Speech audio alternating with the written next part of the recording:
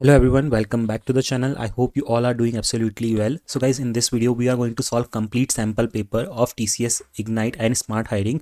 This video is going to be super helpful for you if you are going to appear for your exam really soon. Okay, so make sure that you watch the video and try to solve the questions that are there in this video, because the best part about this video is along with questions you will also get the solutions also, so that at any point if you don't know how the solution is, then you can watch that solution and then you can prepare best in the best possible way. Okay, so guys, it has taken a lot of hard work for me to create this video, because 51 questions, and to solve every single question it takes a lot of effort. So please, if you consider this effort of mine, please consider subscribing to the channel, like this video so that it reaches to a lot of audience, and also please write your review in the comment section that what if you have found this helpful or not.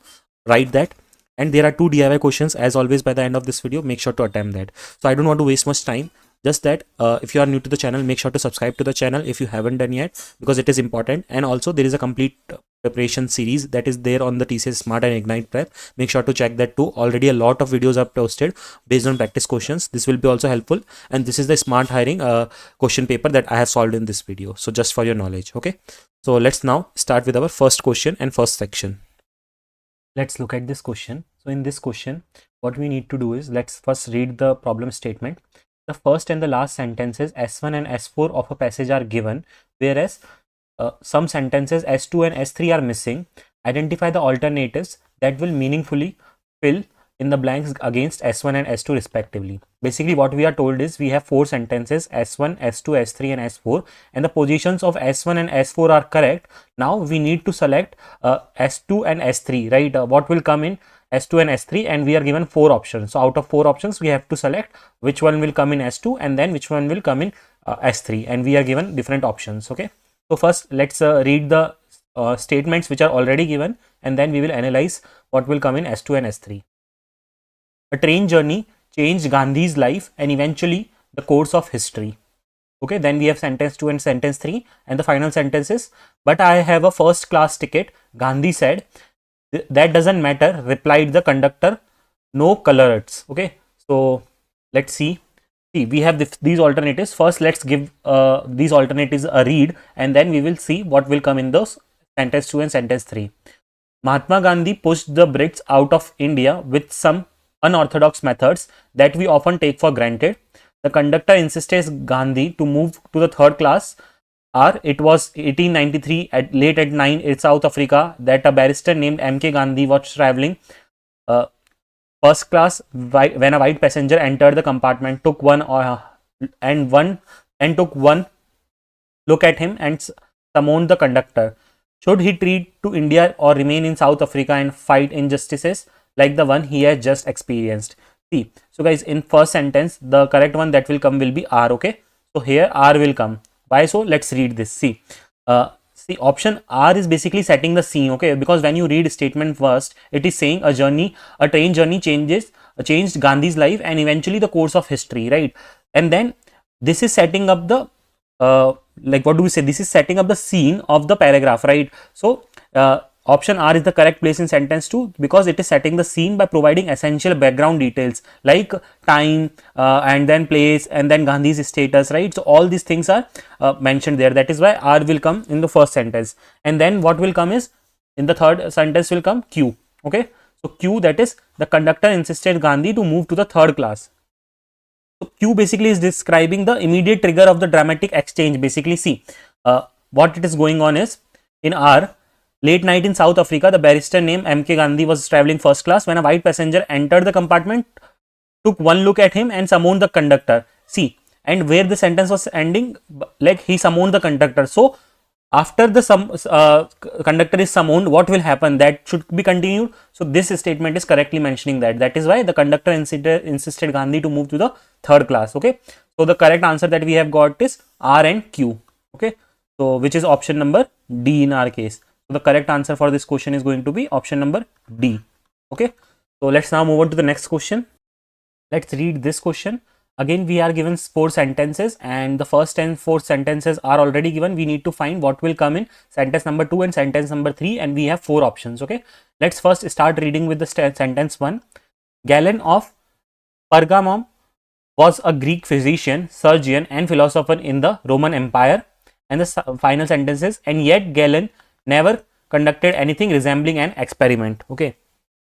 So, see, let's first quickly give a read to all the alternatives that we have. His writings were indisputable, source of medical authority for more than 1,000 years.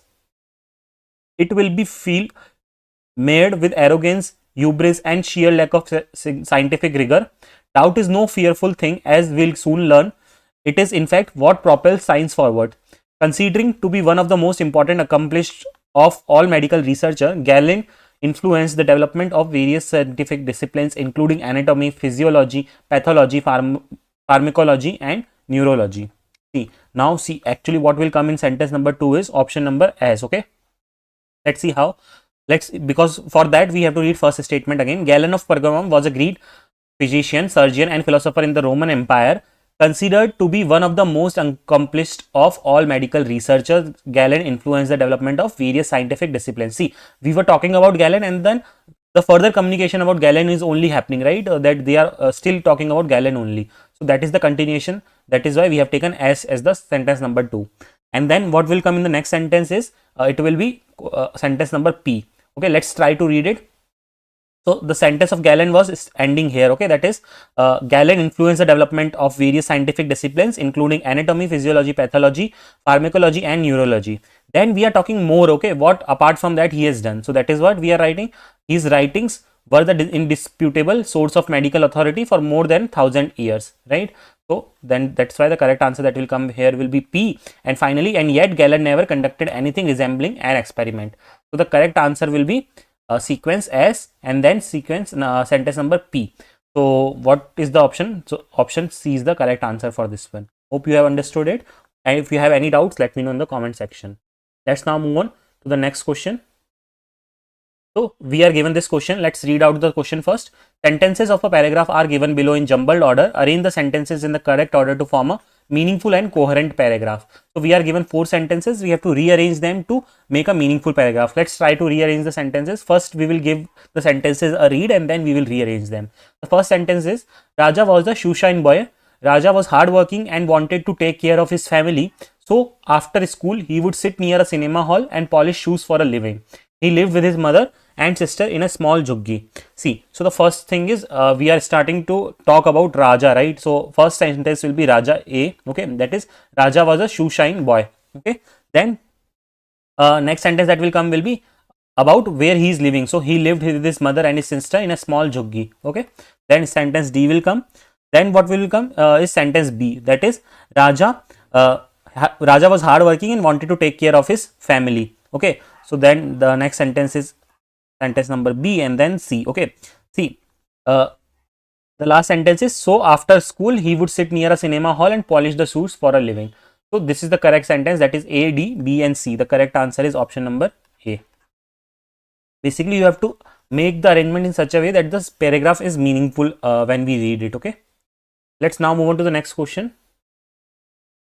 We have this question. Okay, let's read it. Select the most appropriate option that can substitute the underlined segment in the given sentence. So we have a part of the sentence which is underlined and we have to kind of find a one word substitution for this particular part. Okay, let's see the sentence that we have. We live in a society that is not bound or connected to a religion or a religious body. Okay, so we have the different options as orthodox, rudimentary, organic and secular. There are different options and let me tell you the meaning of each. Okay, then it will be easier for you to decide what will come. Okay, because you should know the reason or the meaning for all of this. Okay, so see, orthodox means what? Implies adherence to traditional or established beliefs. Okay, so basically orthodox means it implies adherence to traditional or established beliefs. Okay, whatever the beliefs are there, we have to follow that. So, but see, here it is not about that, right? It is something else, not bound or connected to a religion or religious body. So that is something else. Okay, so rudimentary means what? Rudimentary means basic. We can say basic or primitive. Okay, but again, this is not about like basic or primitive also. Let's see the next one. Organic. Organic typically refers to natural growth or like composition, right? We know that. So this is also not something which is like exactly similar to this. and last one is secular. So secular is exactly correct, and the exact meaning of this, because see, secular means what? Secular means non-religious. Okay, non-religious. So non-religious or separate from religional institutions, basically. Okay, secular means that. So the correct answer in this case will be secular, because secular means what? Not bound or connected to a religion or a religious body. Okay. So moving on now. So then in this case, the correct answer is going to be option number D, which is secular. Okay. Hope you have understood the answer. So let's move on to the next question now, guys. So before we move on to the next question, guys, if you haven't subscribed to the channel yet, please do so, because it takes a lot of hard work to create this kind of content for all of you, and that too for free of cost. So please make sure that you subscribe to the channel, give this video a like so that it reaches out to more students and they can also prepare for it, and it also gives me a motivation to bring more such content for all of you in future. Okay, let's now look at this question. Again, we have the similar kind of question, that is select the most appropriate option to substitute the underlined state segment in the given sentence. We have this sentence. Okay, let's read it out, and this is the underlined segment. Sujata may not be with us in this world anymore. Her mark, however, remains impossible to forget or remove. Okay, so see, again we have different options. Let me tell you quickly the meaning of this. Invincible. Okay, see, invincible means something which is unbeatable or too powerful to be defeated. Okay, so we can say invincible means what? Unbeatable. Okay, but here it is what? Impossible to forget, not impossible to beat. Okay, right? So that is why invincible will not be the correct answer in our case. Let's see, fallible.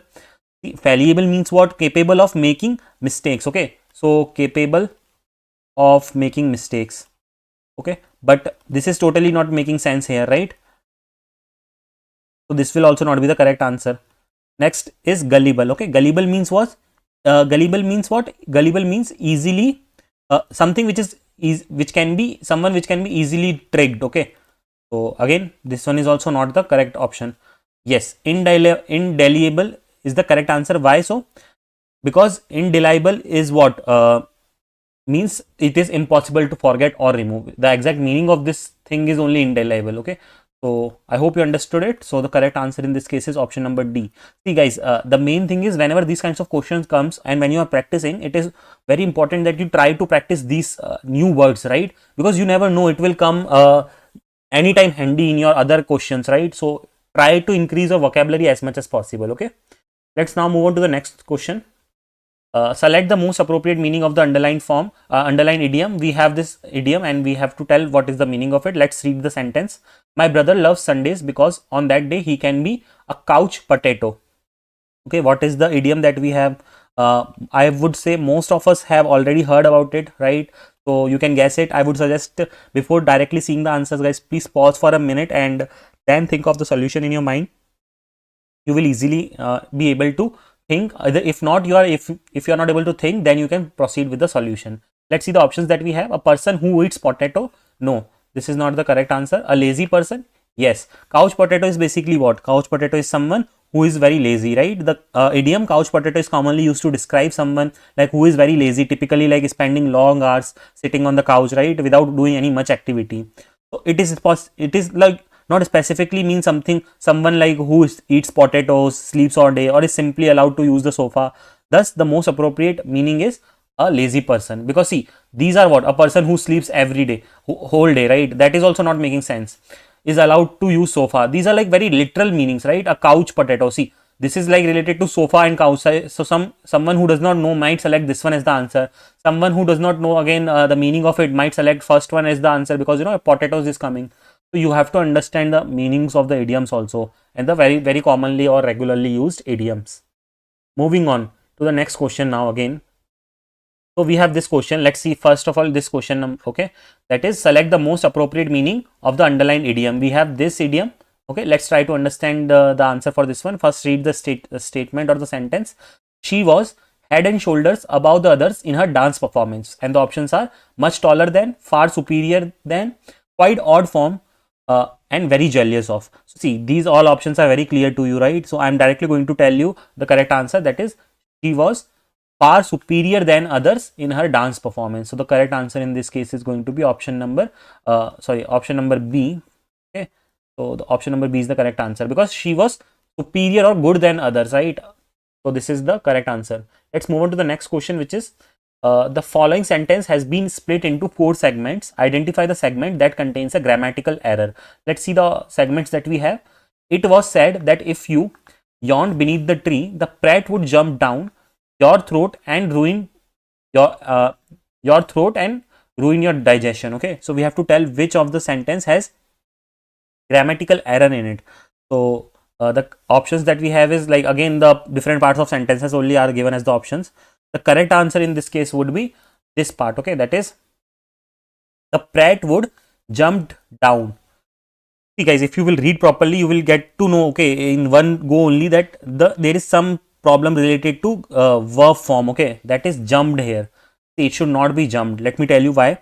See, in this segment, what is happening? The error is with the verb form jumped, which is following would, because see, it is coming after would, right? So in conditional constructions, what happens is with would, the base form of the word should be used, right? Therefore, this should be the correct sentence, or this part would be the prat would jump. Okay, the prat would jump down. See, because we are using would, right, which means this is not about past tense. So that is why how can we use jumped here, right? So hope you understand it. This is a grammatical error. So that is why the correct answer in this case would be option number C. See, we don't have to tell the correct sentence. We just have to figure out which part has the grammatical error, and then our work is done. Let's look at this question. So we have this question, that is, select the most appropriate synonym of the given word. We are given a word, we have to tell the most appropriate synonym or the meaning of this word. Okay, the word is comprise, and the options that we have are include, reject, exclude, and abandon. So see, in this one, the correct answer is going to be include. Okay, because the word comprise means what? To consist of or to include. In other words, when something when something comprises several parts, it includes them as its component. Therefore, include is the most appropriate synonym to this word comprise. Okay, so the correct answer in this case is going to be option number A. Moving on to the next question now. So in this question, again, we need to find out the most appropriate synonym of the given word, and the word is knave. And the options that we have are fraud, idealist, selfish, and paragon. Okay, so the word that is that we have is knave. Okay, let's see what can be the answer for this question. Before that, I'll tell you the meaning of the word knave. Okay, what knave means is, see, the word knave refers to a dishonest or uncultured or unscrupulous person. Okay, basically, what does that mean? Person who is dishonest. Okay, so knave means what? Dishonest person, you can say. Okay, now with this you will get the hint. Dishonest person is what? Fraud, right? The correct answer in this case would be fraud. So just to give you an idea about the other the meanings of the other words, idealist is what? Idealist is someone who is having high ideals. Okay, so this is a positive word basically. Idealist is someone who is having high ideals. And selfish, we all know, someone very concerned with their own interest. Okay, and what is paragon? So paragon means a mode of excellence or a model of excellence, basically someone who is a model of excellence. Okay, so for that we use the word paragon, but in this case the correct answer was fraud, because the meaning of the word knave is what? A dishonest person. So the correct answer is option number A, which is fraud. Moving on to the next question now. We have this question. The following sentence has been split into 4 segments. Identify the segment that contain grammatical error. Let's read out the sentence. The moon was a good 2 hours higher than when I had last seen the sky, and the night, through rainy, was much light. Okay, so we have to tell which part of the sentence has error. So the correct answer in this case would be was much light. Okay, let me tell you the reason for it. See, the segment was much light is grammatically incorrect, because in this context the sentence intends to compare the brightness or quality of the night, right? So, and the phrase should either be was much lighter. Okay, instead of it should be was much lighter. Okay, because what is happening, the comparison is happening, right? So that is why we should say lighter instead of light. So hope you have understood it. Next, the correct answer would be option number option number D. Okay, which is was much lighter. Let's move now to the next question. We have this question. The following sentence has been split into 4 segments. Identify the segment that contains a grammatical error. Let's read out the sentence. One Sunday, when the lady has chained him as when the lady has chained him up as usual and was about halfway through the forest, she suddenly thought she hears the cracking of a tree branch. See, in this case, the correct answer would be this one because it has grammatical error in it. See, she hears the cracking of a tree branch is the wrong answer because the error lies in the tense inconsistency with the sentence. Okay, so see, we have the thing that is she suddenly thought, right? So she suddenly thought is in the past tense. Okay, so the subsequent clause also should be in the past tense, but according to this, it is not in the past tense, right? So it should be she heard the crackling, okay, of a tree branch. Basically, hears is a wrong word here, so instead of it should be heard. Okay, and I told you the reason because see, sometimes in order to find out the answer, you have to see the preceding sentence also, because this sentence is talking in past tense. So how can we use the word hears, right? It should be heard. She heard the crackling of a tree branch. So in this case, the correct option is option number D. See guys, in question we know that our main aim is to just find the error part only, not the reason for or what, not the, we don't have to correct them. Okay, but we can only find out which has error once we know what is the error, right? So that is why we are practicing in such way. Moving on to the next set of question. Okay, now we have a question which is related to reading comprehension. Okay, now in this kinds of question, what we usually need to do is we will be given a passage, we have to read it, and then we have to complete the following sentence or the subsequent sentence. I would suggest you that, okay, I will also read by myself, but you also pause the video for a minute, read the entire passage, and then we will take up the questions. Okay, so I am starting to read the passage now. Gregor Mendel was born in a poor family. Poor farmer's family in Austria in 1822. He was very fond of his studies, but very thought of examinations made him nervous. He did not have money to study at the university, so he thought of becoming a monk in the monastery. He thought from there he would be sent to study further, which he was, but to become a scientist teacher. He had to take an exam.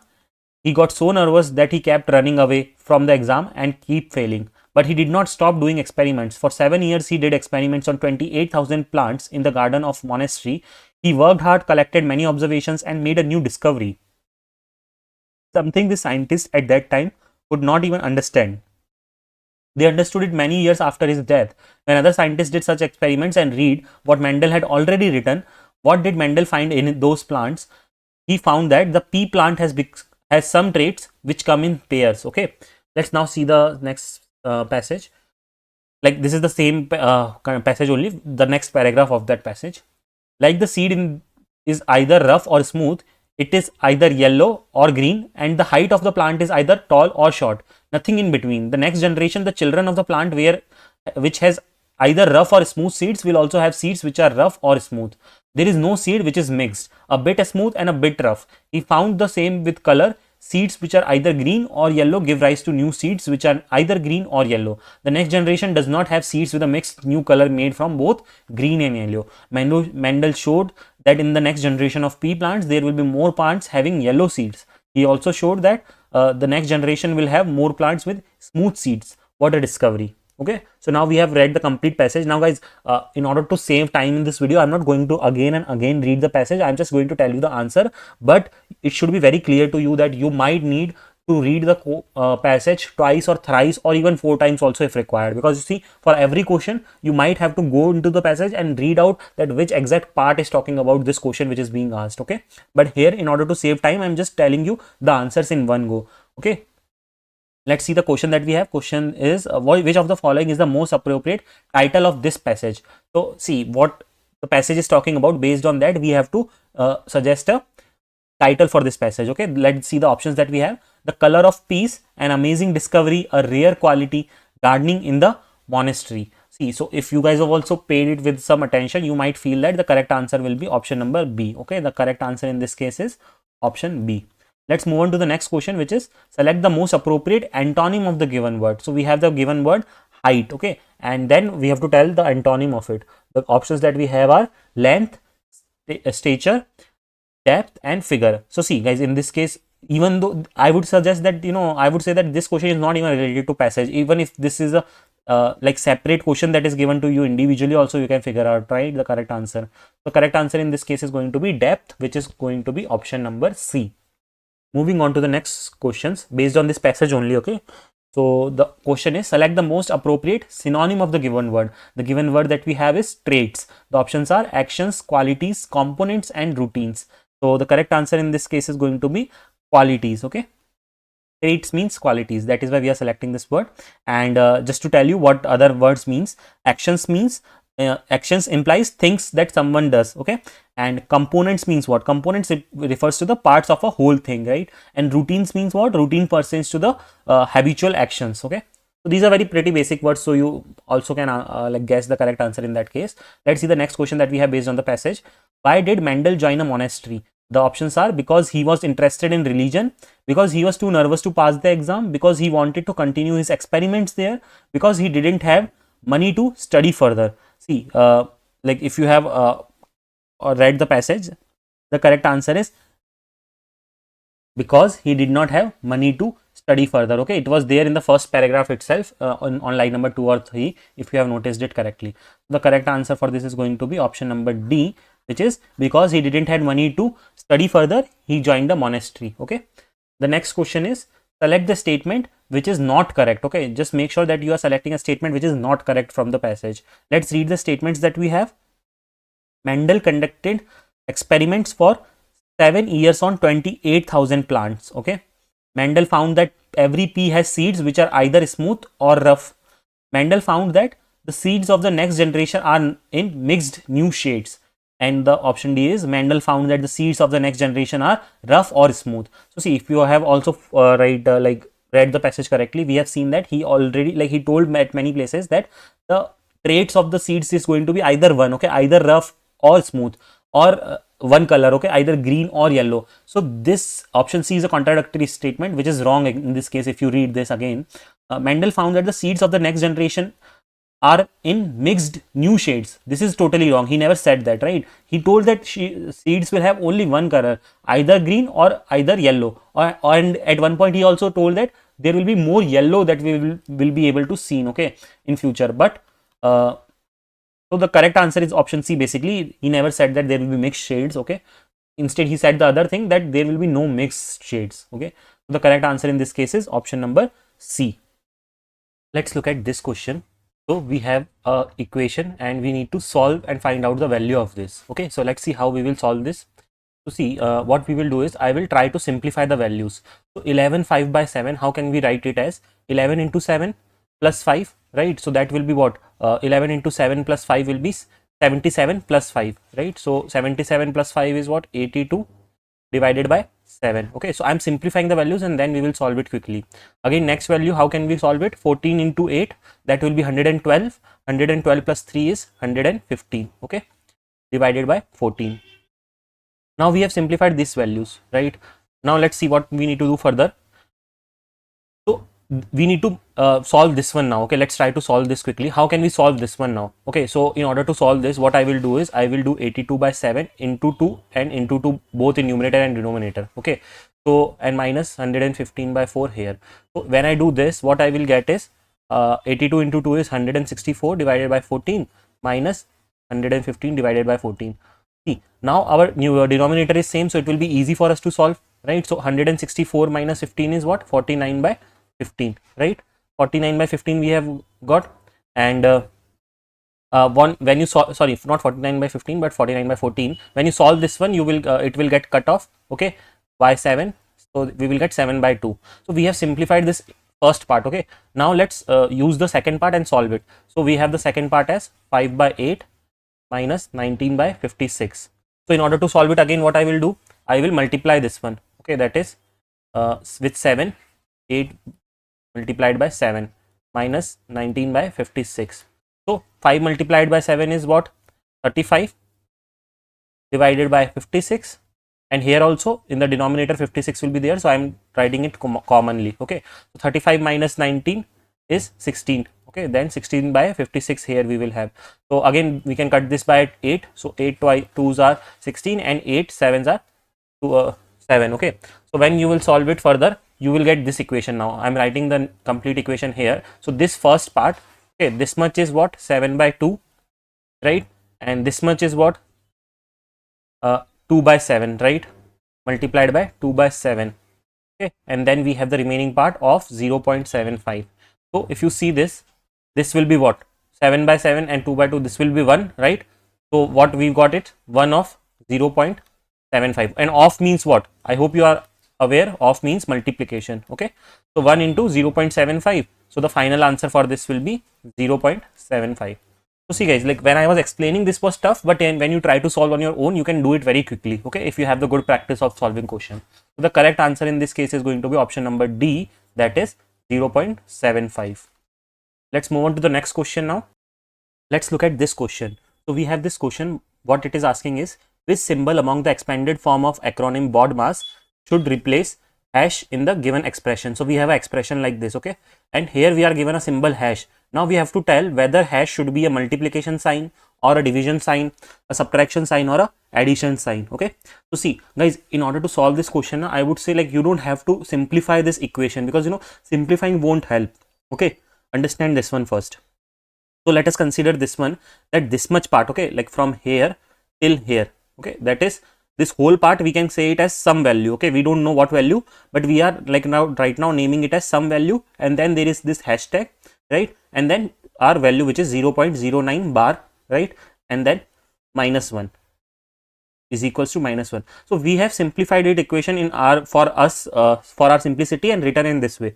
Okay, now here hash is what? It is a placeholder for some operation like addition, subtraction, multiplication or division. This is given to us in the question, right? Now before we proceed further, let me tell you, 0.9 bar, okay, 0.09 bar, it is like this. How this can be written? This is what usually 0.09 bar is means like this, okay, continue 999, okay. Now if you write it in this fraction way, it will be 1 by 11, okay. Simply you can do that by removing the decimal, and when you simplify it, it will be this. So we are going to use this fraction value, okay, in our case. So let me write it again. So 1 by 11 some value hash and equals to minus 1. Now let's try to find out some value, okay. So it will be what? Minus 1, and then see, we don't know right now that what is the sign here. So let us consider minus, okay, for now. So if you do minus 1 and this one will be minus 11 and some value, right?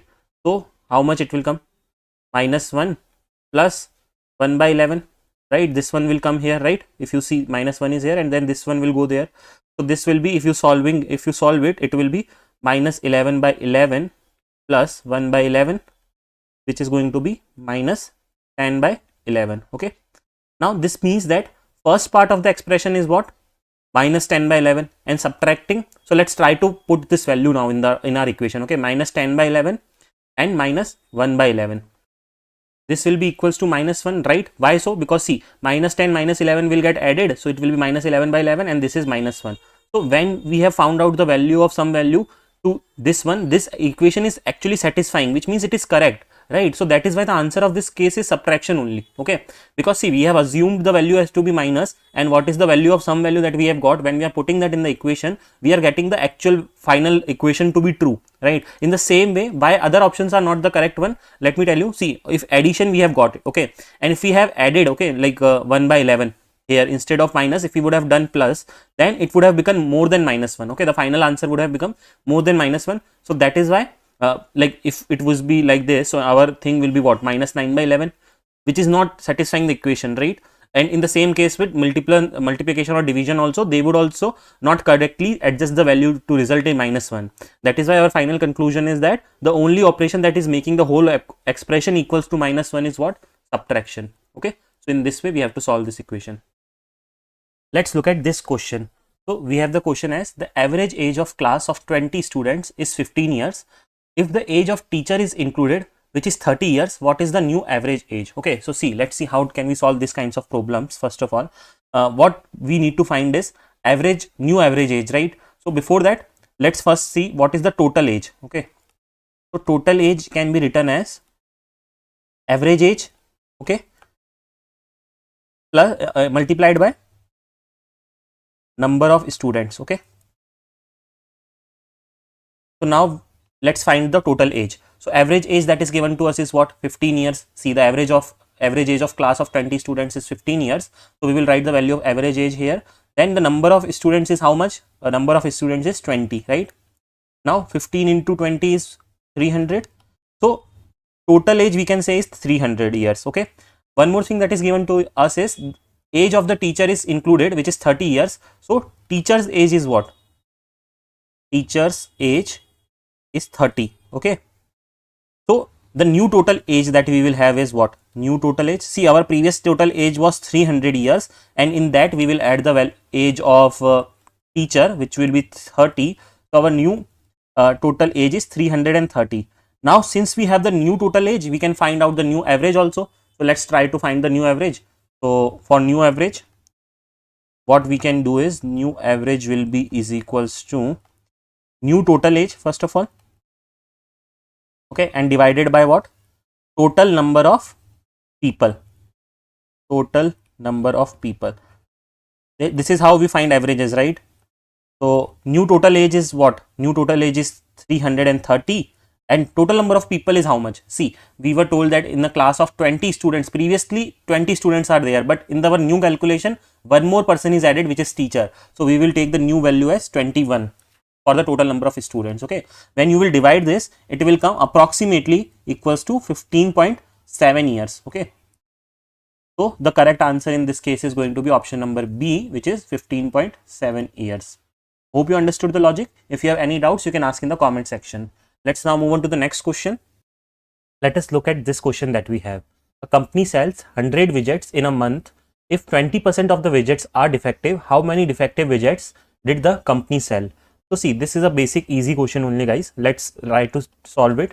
So total widgets is equals to how many that we have? 100, right? And then percentage of defective widgets. So percentage of defective widgets is given to us is 20, right? Which means 20% of the widgets are defective. So we have to find out number of defective widgets, right? So number of defective widgets which will be how much? 20% of 100, right? We can say, because total is 100 and 20% are defective. So let's try to solve this. 20 by 100 into 100, this will be 20. So 20 widgets are defective ones now. So we have to tell how many defective widgets did the company sell. So see, we have found out the number of widgets which are defective. So the correct answer for this question is company sells 20 defective widgets, which is option number D. Let's look at this question now. Ramesh sold the stock of the company X for 7,200 rupees and incurred a loss of 40%. At what price should he have sold the stock to have gained a profit of 25%? So let us understand the question, what it is asking. It is asking what price Ramesh should have sold the stock. Like sold the stock means what? Sold the stock means selling price is being asked here, right? So see, we are getting asked the question of selling price, okay, and this is desired selling price, we can say, right? Because they are asking what price should he have sold, right? So desired selling price we can say is what? It can be our cost price plus how much percentage they are mentioning. If we would have gained a profit of 25%, right? So how we will calculate is 25% what? Profit, okay? So 25% of profit we can say. So let's calculate these values first, because you see we don't have cost price given to us. Okay, so our first aim should be to find the cost price. See, so how can we find the cost price? What we are told is Ramesh sold the this in the first line we are told Ramesh sold the stock of the company at 40% loss, right? So what we can write is selling price is equals to cost price multiplied by 1 minus loss percent. Okay, now what is this? See, what he has sold a product at loss, right? So whatever was the cost price, in that he also had the loss out of it. So cost price minus loss we can say. Okay, so let's try to solve it. Let's substitute the values here now.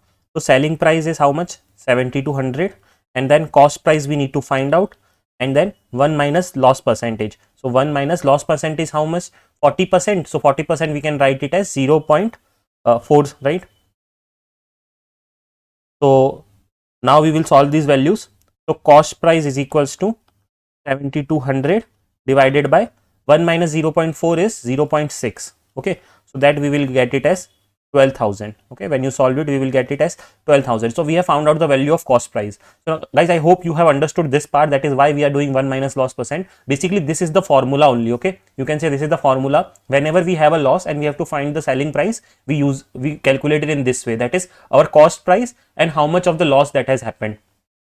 So basically, if you understand, see, if your loss has happened, then what you will do, out of total you will deduct that loss amount. That is why we do this 1 minus loss percent. Okay, now let's move forward and find our final answer. So in our final answer, what we have to find out, selling price, right, which is desired selling price. So desired selling price, what we have thought is, first we will need cost price. So now we have found out the cost price, and then 25% profit. What if we would have 25% profit? So if we would have got 25% profit, then what we would do, 1 plus profit percentage. Okay, because I told you, right, whenever we have selling price, this is the formula only. If we incur a loss, then we do 1 minus loss percent, and if we have a profit, then we do 1 plus profit percent. And why 1? Because we consider that 1 is the total, right? So that is why. So let's substitute the values here. 12,000 plus 1 plus 0.25. Why 0.25? Because it is 25%. So solving this will give us what? 12,000 plus 1.25. Okay, which will be equals to 15,000. Hope you have got the answer. So the correct answer in this case is option D, which is 15,000. Okay, moving on to the next question now. Let's look at this question. So in this question, we are told a person purchased 15 pumpkins, each of 20 rupees. 2 pumpkins were rotten, hence he disposed them, and remaining was sold at 25 rupees.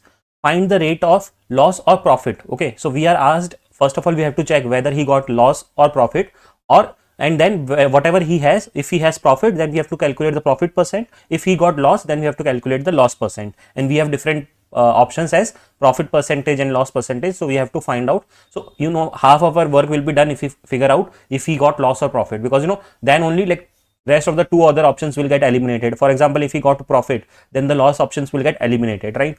So let's consider that for now. If we have to find profit percentage, okay, profit percentage, what is the formula for that? So for profit percentage, the formula is profit divided by total cost. Okay, total cost multiplied by 100. Now for that, we need total cost first of all, right? So let's try to calculate the total cost. See, what we are told is total cost is equals to, what we are told is he bought 15 pumpkins, right, at 20 rupees each. So what we can do, 15 into 20, this will give us how much? 300, right? So this is his total cost at which he has bought the pumpkins, okay, at 300 rupees. Or you can also say total cost is nothing but cost price also. Okay, now see, we have got the total cost, right, which is 300. Now we need to check whether he has got profit or loss, right? So for that, what we will do is we will determine how many pumpkins he has sold and what rate. Okay, so which is called a selling price, right? So see, it was told that 2 pumpkins out of the total was rotten. So which means how many he sold? 13 he sold. And at what rate he sold? He sold them at 25 rate, right, which is 25 rupees. So his selling price that he has got is 13 into 25. When you will multiply 13 and 25, you will get 325 rupees. So see, he bought it at 300 and he sold it at 325. So clearly we have a profit, right? Because the selling price is greater than cost price. So that is why the profit in our case would be 325 minus 300, which is going to be 25. So he got a profit of 25 rupees. Okay, now since we have the profit value, so see, I already told you, right, once half of our work will be done once we find out the profit or loss, right? So we have found out that it is a profit, so we have eliminated the loss percentage values, right?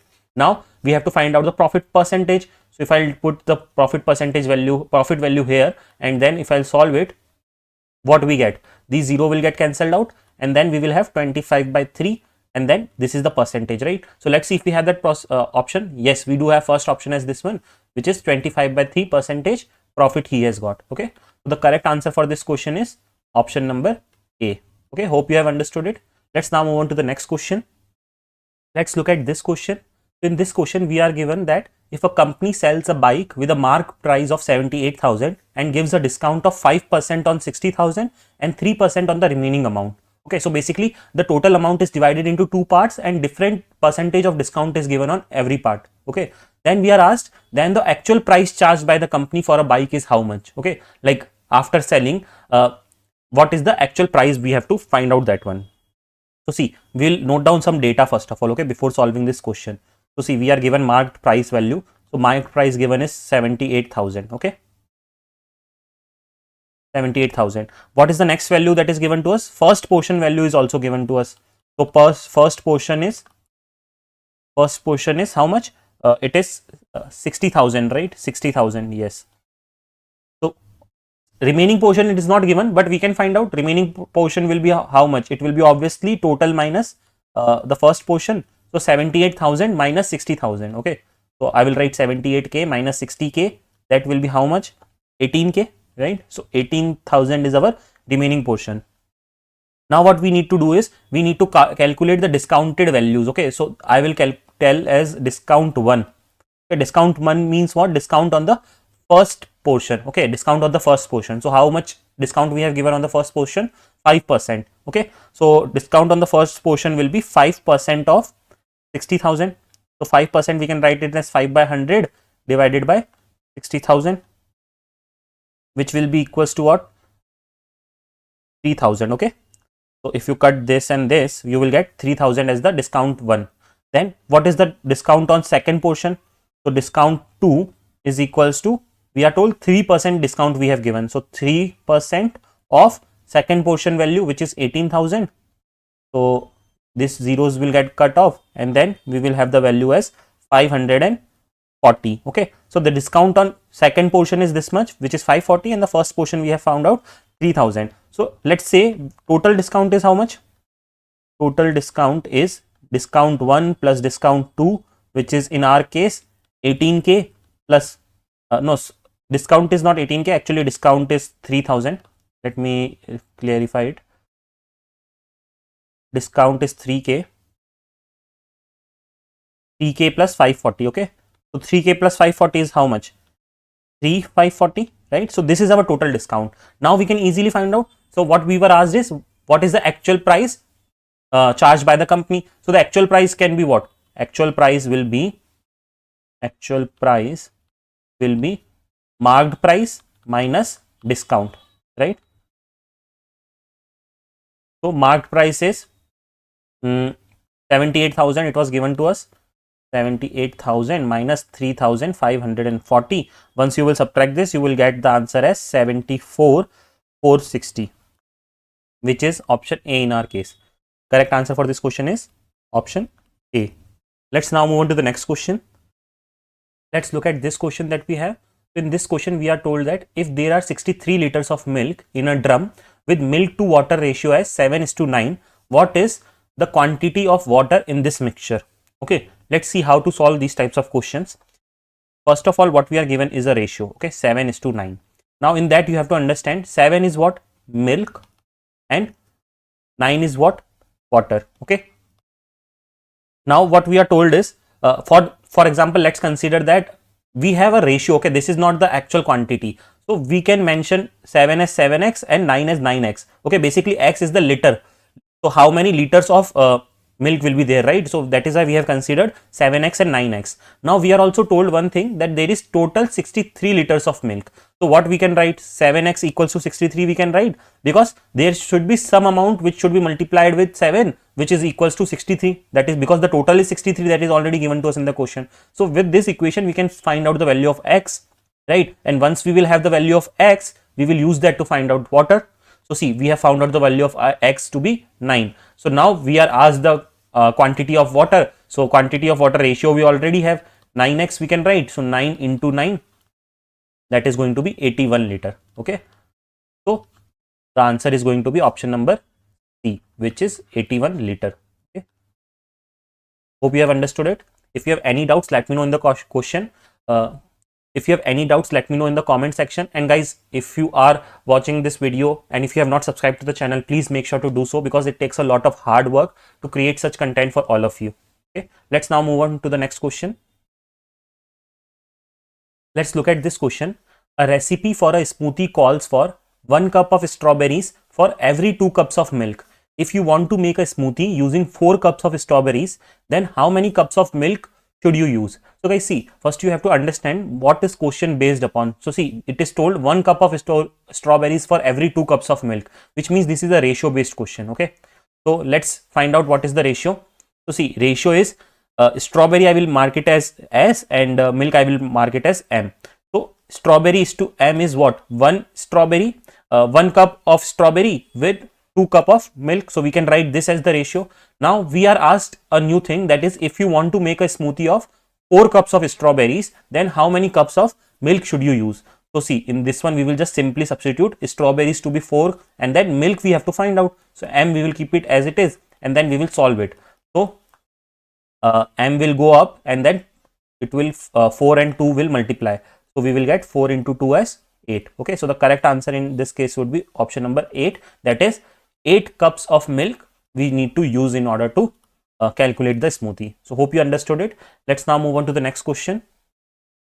Let's have a look at this question. A person invested rupees 25,800 for 1 and 2 by 5 years and 13 4 by 7% rate of simple interest. Then what is the total amount received by the person? So see, if you will notice this question carefully, this is a question based on simple interest. Okay, simple interest. So let's solve this question now. What is asked to us is, what is the total amount received by the person? So before solving question further, let us see what we have to find out. So total amount is how much? Principal amount. Okay, principal or invested amount plus principal amount plus our interest. Okay, this is the formula for total amount. Now let us see what are the things that we have. We have few things. Okay, let's note that. So principal amount is 25,800. Okay, then we have T, time, which is 1 2 by 5 years. Okay, then we have this is what? Rate. Okay, this is rate 13 4 by 7%. We now see, principal amount we already have given to us, right? That is P. Now we have to find the interest. Now the formula for simple interest is PRT by 100. Okay, if you are not aware, you should know this formula. You should be aware about this formula. Okay, so PRT divided by 100. Now let us substitute the values. Okay, before we substitute the values, the simplified values I will write. Okay, because these are fractional, right? So simple fractions of this will be 5 1 2 by 5 will be what? 5 ones are 5 and plus 2 7 by 5. Okay, in the same way, the simplified value of 13 4 by 5 will be 13 into 7 plus 4.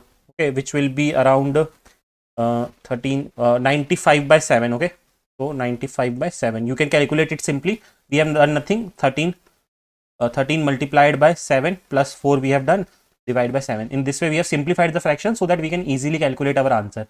Let's now find the interest value. So I will put 25,800 here, right?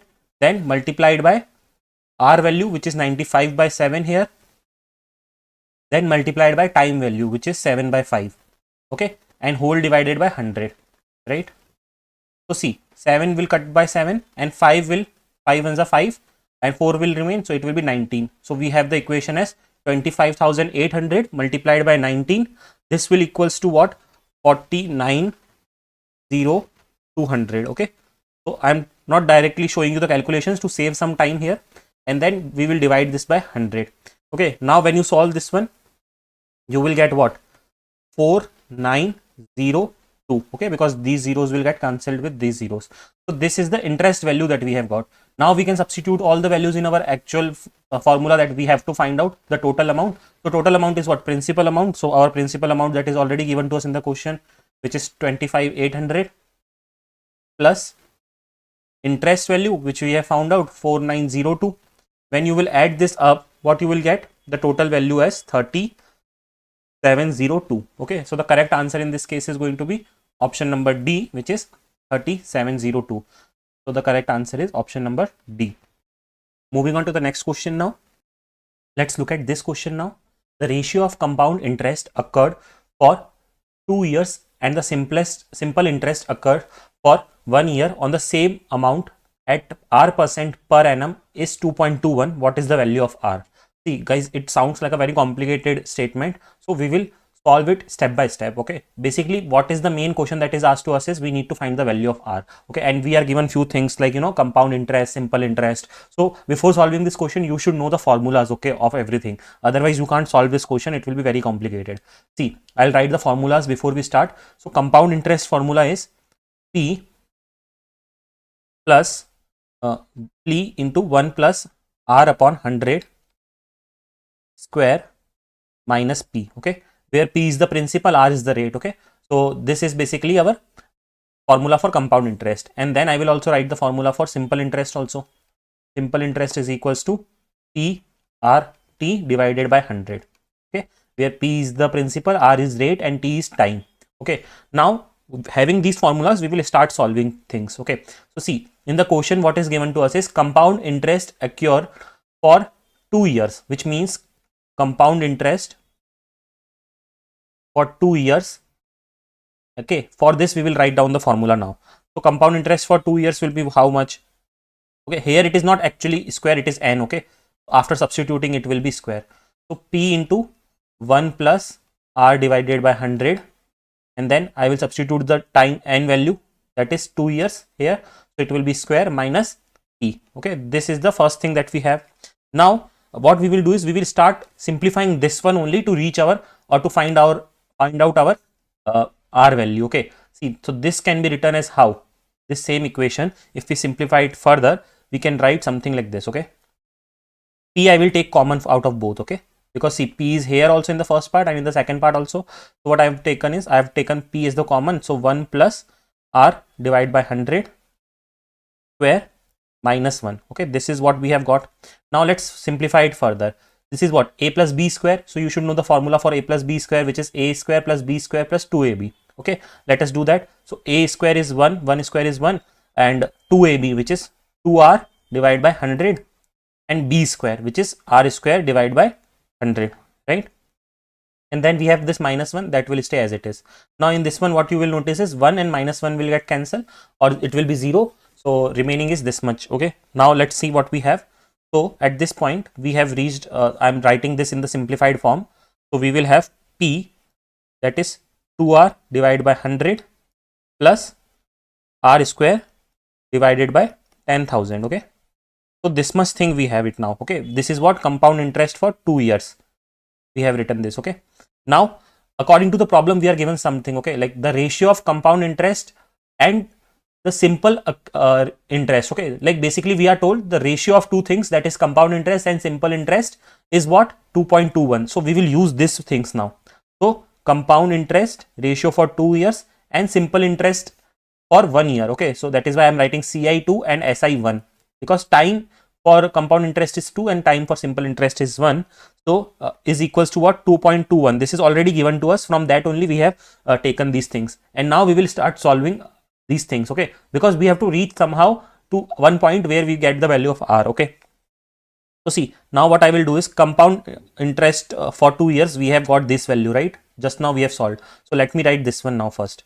So P 2R divided by 100 plus R square divided by 10,000. Okay, so just now we have found out this value. So I have written that, divided by simple interest for 1 year. So you know, I have already told you the formula for simple interest in the top, that is PRT by 100, and T value is 1. So we will just use that. That is P into R into T. So this R is same R only. Okay, so which is rate. So I will write it as a small r only. PR into time is 1 divided by 100. We have substituted the values. This is equals to what? 2.21, right? According to our equation. Let's simplify the equations further. So see, now if you simplify it further, you will notice few things, that P is coming here also and on the top also. So this will get cancelled out, right? So we have to simplify, right? We want to reach at such position so that our like final R only will remain, so that we can easily solve the equations, right? So now what we are left with is 2R divided by 100 plus R square divided by 10,000, and in the bottom we have r divided by 100 and 2.21. Now we need to simplify it further. So for that, what I will do is now I will multiply 10,000 in the numerator and denominator both. Why so? Because see, we need to get rid of fractions, right, in order to simplify the equations. So what I am doing is 2r divided by 100 plus r square divided by 10,000. I am writing 10k for now, and this will be multiplied with 10,000. Okay, and the below value will also be multiplied with 10,000. Okay, so 10,000. So see, this two zeros will get cancelled with these two zeros, and on the other side of the equals to 2.21 is still here. Okay, so let's now see how we can further solve it.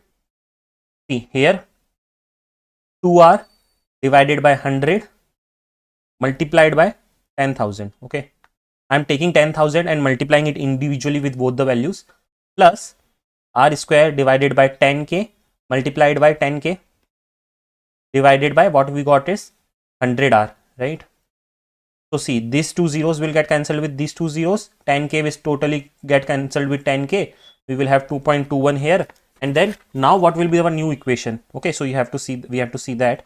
So our new equation will be something like what I will do now is I will take r common out of both. Okay, so that it will be easy for us, because see, r is in this first part also before the plus, and it is after the plus also. So r I am taking common, so what we are left with is 200. Okay, because it will be 200r, and r we have taken out common, and in the second part we will be left with r square. So 1 r is we have taken common out, so 1 will be remaining inside the bracket. So then in the bottom we will have 100r, and here we will have 2.21. Okay, simplifying it further, this r can cancel with this r. So now what we are remaining with is 200 plus r. This side we will have 2.21, and this 100 we will send there. Okay, so this 2.21 into 100 will become 221, and here we will have r, and this 200 we will send that side. So in this way, the final answer for r that we got is 21. Okay, let's see the options that we have. So the correct option for this one will be option number A, because option A is what? 21. So the correct answer is 21, which is option number A. Hope you have understood it. If you have any doubts at any point, you can ask in the comment section. Let's now move on to the next question. Let's look at this question. The question that we have is the ratio between the speeds of two trains is given as 3:5. Okay, and we are told that if this second train runs 300 km in 4 hours, the speed of the first train is. See, basically we are given the correct data for second train, and we are given the ratios of two train. Okay, so based on that we have to find the speed of the first train. Let's see how we can solve this question. First of all, before solving, if you are not aware, the formula for speed is distance upon time. Okay, distance divided by time. Let's now see what we can substitute. Okay, so let's first calculate the speed of second train, because we are already given all the values for second train. Okay, so I'll calculate speed. I'll say speed 2. Okay, this means speed of second train. So distance covered by second train is how much? 300 km. So that's why I have taken 300 km.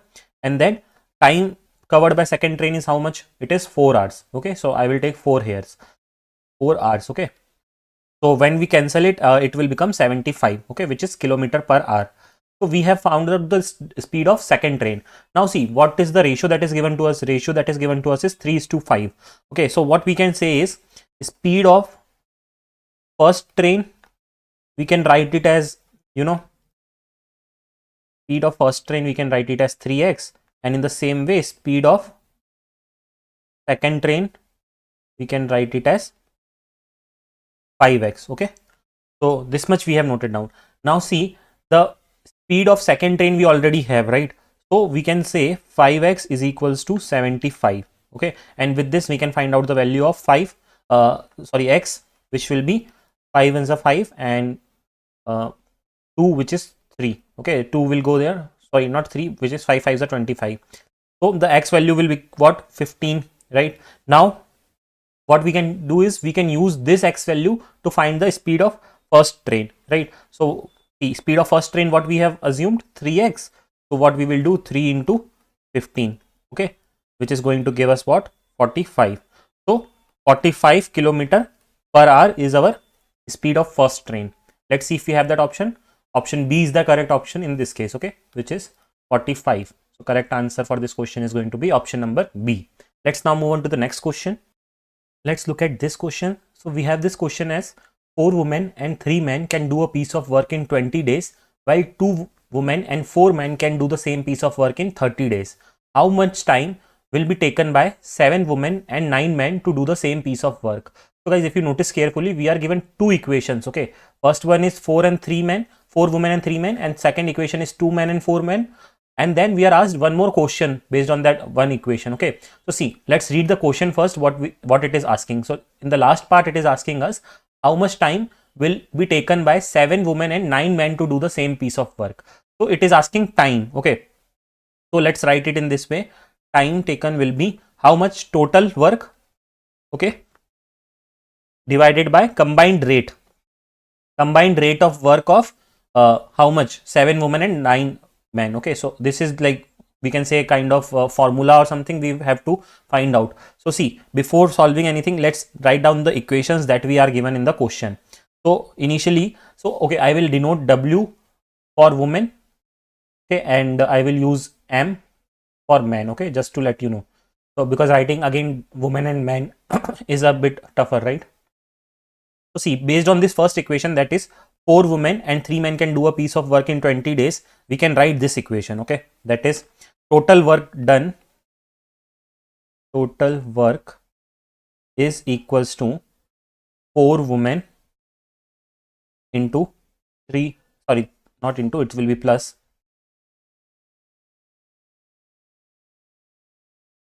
3 men, and how many days? 20, right? This is equation 1 we have found out, right? In the same way, equation 2, what it is saying is, again we will like, so according to equation 1 I'm writing, and then this is total work according to equation 2. Equation 2 says 2 women and 4 men can do a piece of work in 30 days. So we have got this equation number 2. Okay, so this is like we have found out from the question only, which is given to us. Now let's see what we can do. See, these both, the total work will be same, right? If these many people does it or this many people does it, so total work is same. So what we can write is, these two equations are equal, we can say it in one way. Okay, so 20 into 4W plus 3M, this is the first equation, is equals to 30 into 2 women plus 4 men. Okay, now we will solve this equation to have a, like, you know, value of W and M. So that is WM relation we have to find out, or ratio you can say we have to find out. So let's see, I'm solving this one. So 80W plus 60M is going to be 60W plus 120M. Okay, and then this M will go there, so it will be 120M minus 60M. So 60M will remain here, and then this W will go here, so 80W minus 60W, it is going to be 20W. Okay, so now if you finally solve it by cutting and all, so W is what? W is 60 by 20 M, which is going to be 3.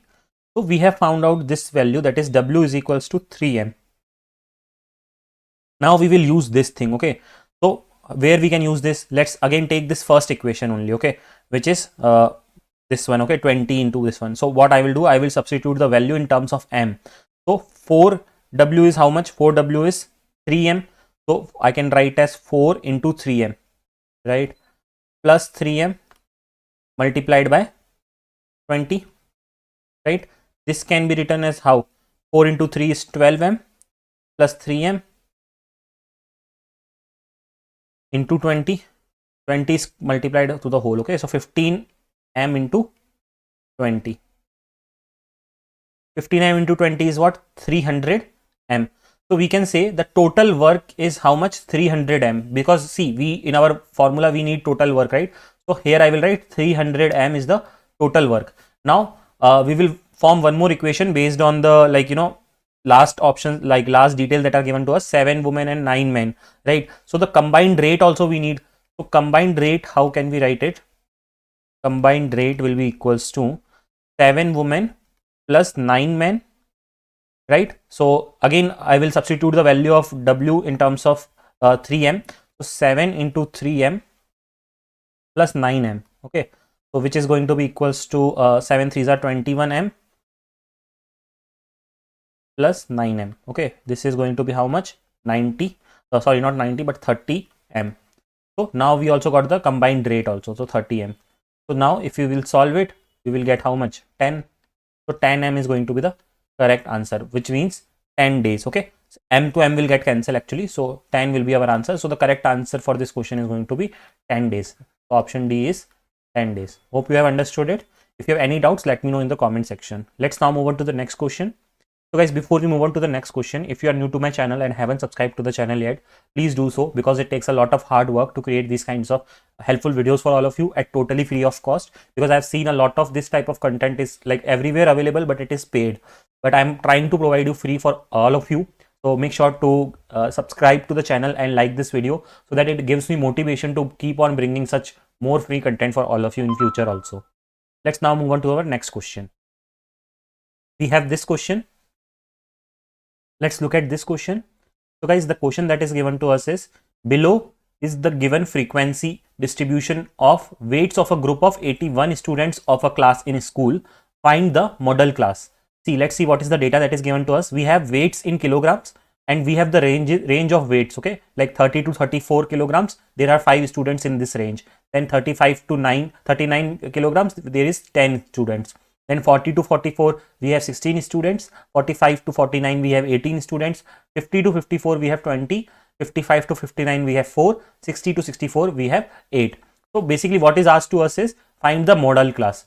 See guys, this is the easiest question, but if you are not aware of how to find out the model class, then you cannot secure marks in, because this is like, you know, there are some questions which are very easy to score marks. So this is one such question, but you should know the thing that how to find the model class, okay? So for that purpose, that is, you don't forget in future, I'll write it what is a model class. Okay, so see, model class is nothing but it is the class interval. Okay, model class is the class interval with the highest frequency. Okay, if you remember this, then any question on model class you can do it easily. So model class is what? It is the class interval with the highest frequency. Now see, frequency is what? Frequency is the number of students in our case, right? So let's see which is the highest frequency, which means highest number is 20. So in this one, its range, okay, or its interval we have to take. So the answer for this one is going to be 50 to 54, right? Because model class is what? It is the class with the highest frequency. So we have first of all found out which is the largest value, or corresponding to that we have given that interval. The correct answer in this case is going to be option number D, which is 50 to 54. Hope you have understood the explanation. Let's move on to the next question now. Let's look at this question. So we have the question as, calculate range and its coefficient of A's monthly earning for a year.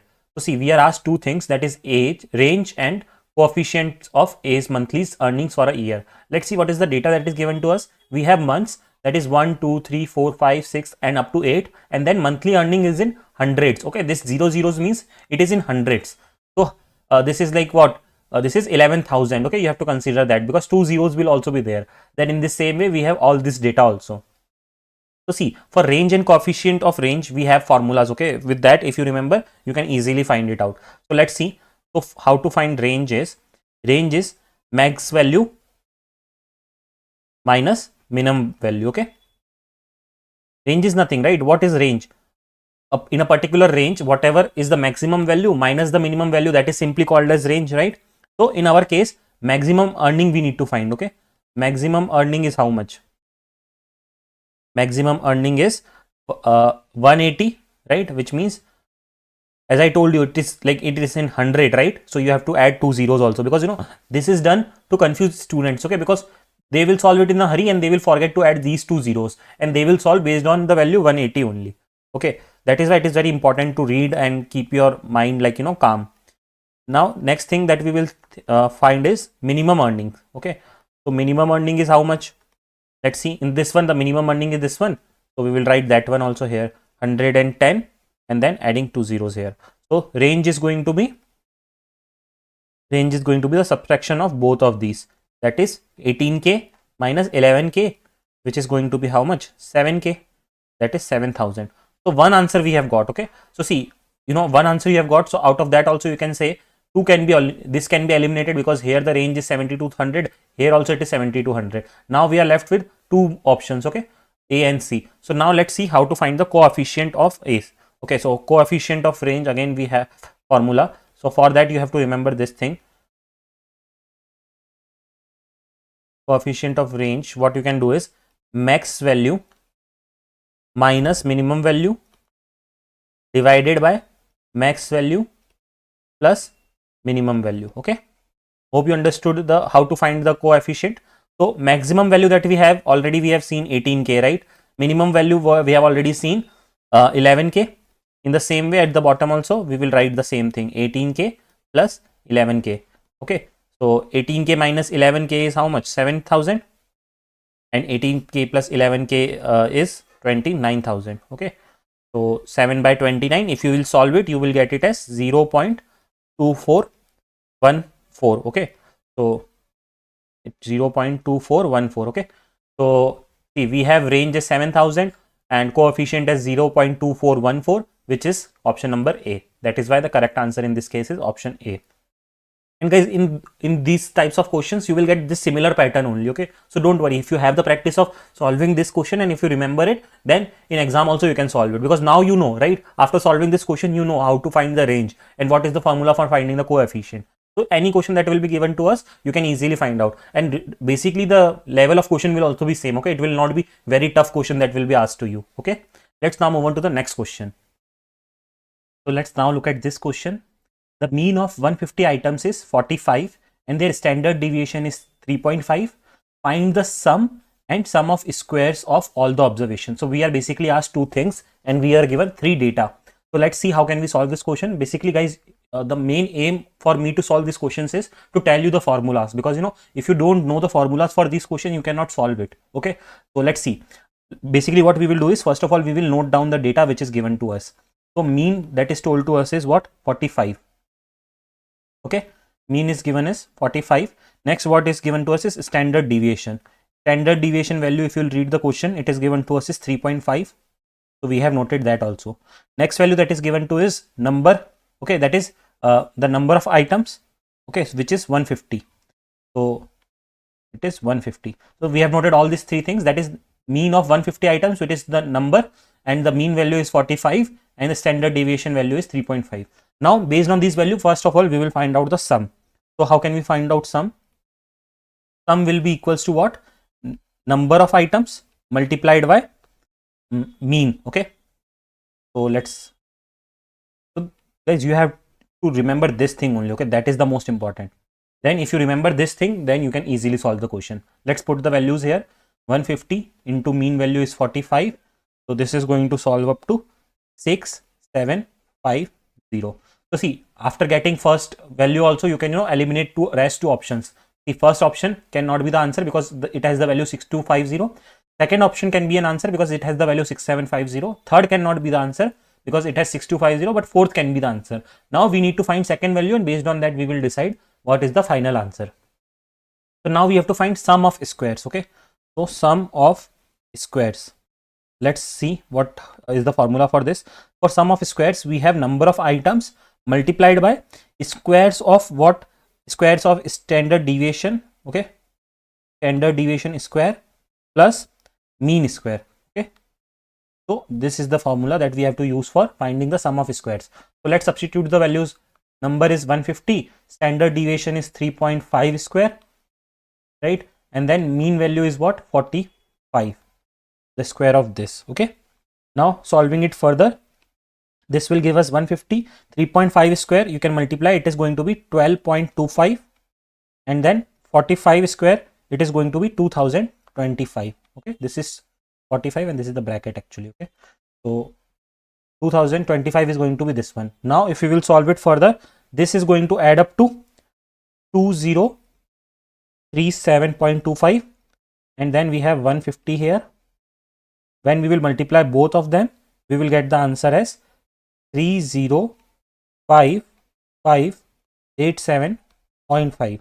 Okay, so see, now we have the values of sum and we have standard this sum of squares, which is option number D, I think, right? So these are the matching options. So that is why the correct answer for this question is going to be option D. Let's now move on to the next question. Okay, so guys, let's look at this question now. The question is, the below table gives the data of 5 banks and the number of persons taking personal loans over the years. So see, we have this data that is from year 1991 to 1994, and we have the data of number of people taking loan from the bank. Okay, so in year 1991 we have 26,000 in the A, right? And then from bank A, then from bank B it was 30,000. In this way we have all this data. Now based on this data we are asked few questions that we have to answer. Let's read the question now that we have. Which bank recorded the least number of people taking personal loans from 1991 to 1994? So guys, understand what is the range that is given to us is like complete range only. Okay, now out of this we have to tell that which of the banks have least number of people from which they have they have taken the loan. Okay, so how we can find out that? See, we have to find sum all the like loans of like number of peoples from all the banks. Okay, like we have to sum all these values, then we will get the number of peoples from 1991 to 1994 who has taken the loan from this bank. In this way, for B bank, C bank, D bank and E bank we have to do. So if you will sum all of these, you will get for the first bank which is bank number A, you will get 1, 2, 4, 0, 0 and 0. Okay, this is the first value. So I'll write all the submissions here so that it will be easy for you to read. So for bank A it is going to be this value. Okay, for bank B, once you will sum, you will find out 1, 1, 5, 0, 0 and 0. For bank C, the total number is 1, 1, 2, 7, 0, 0. For bank D, it is going to be 1, 1, 4, 6, 0, 0. Okay, and then for bank E, it is going to be 1, 2, 8, 2, 0, 0. Okay, so we have noted down all. Now what is asked is least number of people. So out of this we have to tell which is the least digit. So see, you have to check is one by one and you will find out that C has the least number of people that has taken the loan from the bank from year 1991 to 1994. That is why the correct answer for this question is going to be option number B, that is bank C. Hope you have understood it. Question was easy, but it's just that you have to focus and you have to do a bit of calculation, otherwise your answer can come wrong. Okay, let's move on to the second question of the same based on this data only we have one more question. So let's read that out. So see, we have this same question. Okay, based on the same data we have to find out. The question is the percentage of total number of people taking loans from bank B when compared to the total number of people taking loans from all the banks in the above years is what? See, basically we have to find percentage based on the data that is asked. Okay, so what we have to do is in this case, so see, what is told is percentage of total number of people taking loans from bank B. So for that we will need the total number of people who has taken loan from bank B. So bank B total number of people we have already counted on the top right. Let's see what it was. It is 115,000. So let's note that first. Okay, so 115,000. Now in order to find the percentage, what we will do is, what it is told is total number of people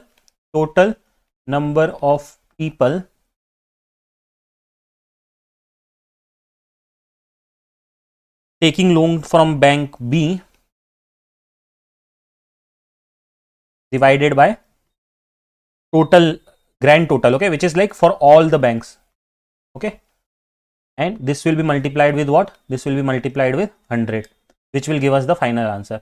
So let's substitute the value. We have already found out the value for bank B, which is 115 and 000, and grand total is what? Okay, grand total is nothing but the summation of all the people A, B, C, D and whatever it was. I think it was still E. Okay, so whatever the values that we have found on the top, you have to sum all those values. Okay, so when you sum all those values, what is the thing that you are going to get? 594500 multiplied with 100. This is going to give us the percentage. So when you finally solve it, this will get cancelled with this, and further when you will solve it, you will get final percentage value as 19.3%. Okay, so the correct answer for this question will be option number B. Okay, so the answer is option number B, that is 19.3%. Hope you have understood it. For any doubts, you can ask me in the comment section. Moving on to the next question now. Let's look at this question that we have. The question is, first of all, what we are told is we have a graph based question. Okay, the provided pie diagram illustrate the percentage distribution of employees across different departments in a company with total of 30% female employees.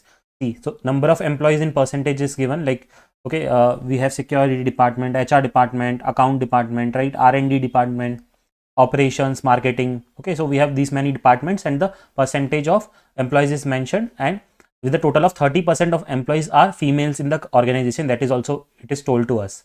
Let's see what is the question that is asked based on this data. The male to female employee ratio in the HR department is 5:4. Given that the HR department has total of 40 female employees, the number of employees in the marketing department is what?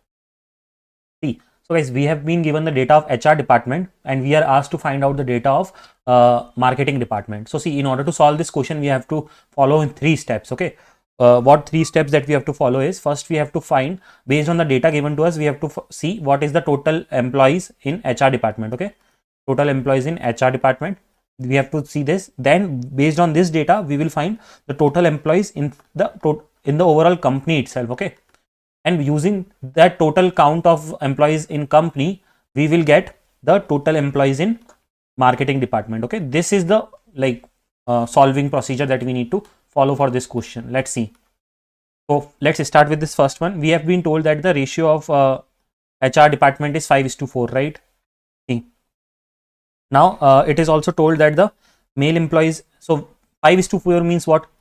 Male we can consider as 5x and female we can consider as 4x. Okay, so now next thing is what? We have also been told the exact amount of females. So what we can write? 4x equals to 40, right? Because 4 was the ratio for females, so we have found the x value in this way, that is going to be 10, right? Now using this x value, what we are going to do? We are going to find out the total HR employees. So we know HR employees are what? 5x plus 4x. Okay, that is the ratio that is given to us in the question. 5x plus 4x is 9x. 9 into 10 is going to be 90, which means HR department has 90 employees in it. Now our first part is done. Total employees in HR we have found. Okay, now next thing that we will find out is total number of employees in the company. Now if you will read here, the HR has 22.5% of the company. Okay, which means if we write it in this way, 22.5% of total, okay, or total I am denoting it as n, 22.5% of total employees is what? 90, right? With using this, we have to find the value of n now. So 25%, I'm going to write it as 25 by, this is not 25 but 22.5 by 100 multiplied by n is going to give us 90. Okay, so this will further be solved to 90 into 100 divided by 22.5, which is going to give us as 400. Okay, so this is going to be the total number of employees in the company. We have found out second point also. Now we will find out the total number of employees in the marketing area.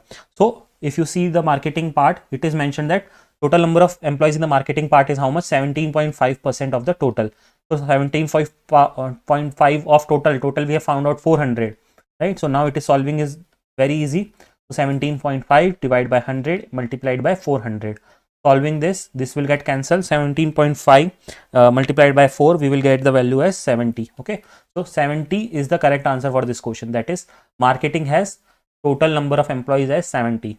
Hope you have understood it. If you have any question, you can ask in the comment section. Let's look at this question. So in this question, we have, in a hospital there are 7 patients, P, Q, R, S, T, U and V, including children and men. They are admitted in 3 rooms, that is numbered as 7, 8 and 9. At least 2 patients are in each room and at least 1 child in each room. Okay, R, who is a child, is not admitted in the room of P and T. U, who is a man, is admitted in the room in which only Q is admitted. P is a child, is admitted in room number 7 with his father and T. V is admitted in room number 9. T is the father of R but not of P. How many children are there in 3 rooms? We have the options as 4, 3, 3 or 4, and the last option is data inadequate. So see guys, like this type of questions is not easy to solve if you don't have much practice of it. So you have to be calm while solving it, and you have to keep your focus, okay, at every point. So let's note down first the data that we have. The data that we have is there are 7 patients. Okay, P, Q, R, S, T, U, okay, and V. Okay, so this is our 7 patients, P, Q, R, S, T, U, V. Now what we will do is, we have, what we are told is, we have this P, Q, R, S, T, U, V and we have 7, 8 and 9, right?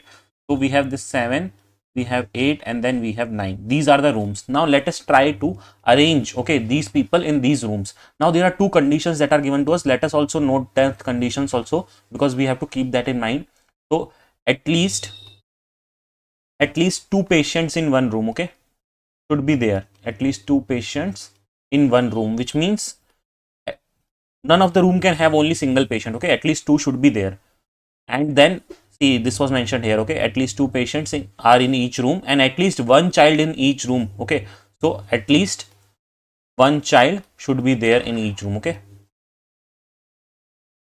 child in each room. Now any room can have more than two patients also, that is fine, but minimum number is mentioned is 2, okay, and minimum child is should be 1 in each room. Let's try to start the mapping. First of all, the first statement is R, who is a child, is not admitted in the room of P and T. Okay, we have read this statement, but for now we cannot arrange anything because we don't even know where are P and T, right, in which room. So let's keep this on hold, this statement, okay, for now. U is a man is admitted in the room in which only Q is admitted. Okay, fine. So again, this is also not helpful because we don't know where Q is right now. Let's move forward. P is a child is admitted in room number 7 with his father and T. Okay, this is helpful. P is a child, okay, and P is a child is admitted in room number 7 with his father and T. Okay, so P's father is also there, father of P, and then one more person is there who is T. See, there are 3 people in this room. That much we got to know from this statement. Okay, which statement was it? This one. P is a child who is admitted in room 7 with his father and T. This much statement told us that in room number 7 there are 3 people, that is P, father of P, and T. Okay, let's move forward. V is admitted in room number 9. Okay, this statement is clearly telling us that V is in the room number 9. Let's put that here. Okay, and we don't know V is what, like, okay, a child or something, that is not mentioned. Next is T is the father of R but not of P. Okay, T is father of R but not of P. Anyway, that is not helpful as at the moment, so leave it. Again, let's go back to the old statements that we have kept on hold. The first statement was this one. R, who is a child, is not admitted in the room of P and T. Okay, so R is not in this room, so R can be either 8 or 9. Okay, for now let's keep R aside, so and we'll write 8 or 9, we don't know. Okay, let's see next. So next is R is who is a child not admitted in the room of P and T. We have already noted this one. U is a man is admitted in the room in which only Q is admitted. So this is helpful now. See, U is a man, okay, who is admitted in the room in which only Q is admitted. Okay, so Q is admitted in one such room where no one else is there. Okay, so let's see. We have only one room left where no one is there. Okay, which is this one, 8. So we can say Q is admitted in this room only. And along with Q, who is admitted? U. So U and Q are both in the same room. Okay, and let us also note down the U. It is a man. It is already told to us. Okay, U is a man is admitted in the room in which only Q is admitted. Now guys, if you remember our condition, it was told at least one child should be there in each room, and we got to know that in room number 8 only U and Q are there. So 2 patient condition is also satisfied, and one more condition was there that along with 2 patients, one child is also there. So obviously one is man, so one other will be child in this case. Okay, so we got to know this way that Q is child in this case. See, our focus is always on the child, because see, our final question is how many children are there in the 3 rooms, right? So we have to keep our focus on child every time. And now see, we have gathered so much of data, so let's now cut off whoever we have settled in the room. So P is settled, it has got its place in room number 7. Q also is settled, so we will remove. Then R, okay, for R we have not found out anything as of now. S also we don't have anything. T is also settled, U is also settled, and V is also settled. Okay, now there are only 2 people left, R and S. Okay, so like now let's see other things. Again, it is mentioned R, who is a child, is not admitted in the room of P and T. Okay, so we have noted down, right? R could be either in 8 or 9, but in 8 already it is settled. So R will now be in which room? This one, because we have to keep one child here. So R is a child and is in this room. Okay, so we have noted this one also. So R is also settled. Now S is there. So see, as such we will not fill anywhere. S is this one only, which is father of P, because see, we at that time we didn't knew the role of S, right? So we have just mentioned it that father of P, but S is the father of P. Now we have placed everyone in its correct place. Okay, so our question is how many children are there in the 3 rooms? So in room number 1, there is 1 children, which is P. Okay, and second, in room number 2 there is another child, which is Q, and then in room number third, it is ninth, it is again 1 child, which is R. Okay, so P, Q and R are the childs, which is 3 childs. So the correct answer in this case would be option number B, that is 3 childs are there in the 3 rooms. Okay, hope you have understood it. Let's now move on to the next question. Let's look at this question that we have. Read the given statement and conclusions carefully, assuming that the information given in the statement is true. Even if it appears to be variance with the commonly known facts, decide which of the given conclusion logically follows from the statements. See, we have 3 statements with us. Based on that, we have 2 conclusions, and the options are, we have to tell whether only conclusion 1 follows, only conclusion 2 follows, either conclusion 1 or 2 follows, out of them, like only 1 will follow, and neither conclusion 1 nor 2, nothing will follow. Okay, so let's understand the problems, and let's read the statements first. Statement 1 is saying some hill is land. Okay, so guys, in order to solve this question, we can make use of Venn diagrams. Okay, because that way analyzing these types of questions becomes very easy. Okay, so according to statement 1, some hill is land. Okay, so what we can write, this is hill. Okay, and some part of it is land. Okay, so we can write it something like this. Okay, some hill is land. Okay, this one we have taken. Next is all land is plateau. So how can we make all land is plateau? Okay, so all land is plateau can be made in this way. Okay, that is all land is plateau. Okay, just making the diagram clearly so that you understand it. All land is plateau, which means all the lands which are there is also a plateau. So all land is plateau can be drawn in this way. Okay, next is a few lands are peaks. Now see, we surely know that peak should be somehow attached with lands. Okay, so now there can be 2 possibilities. Okay, I'll tell you how. So see, there can be 2 possibilities. Let me tell you how.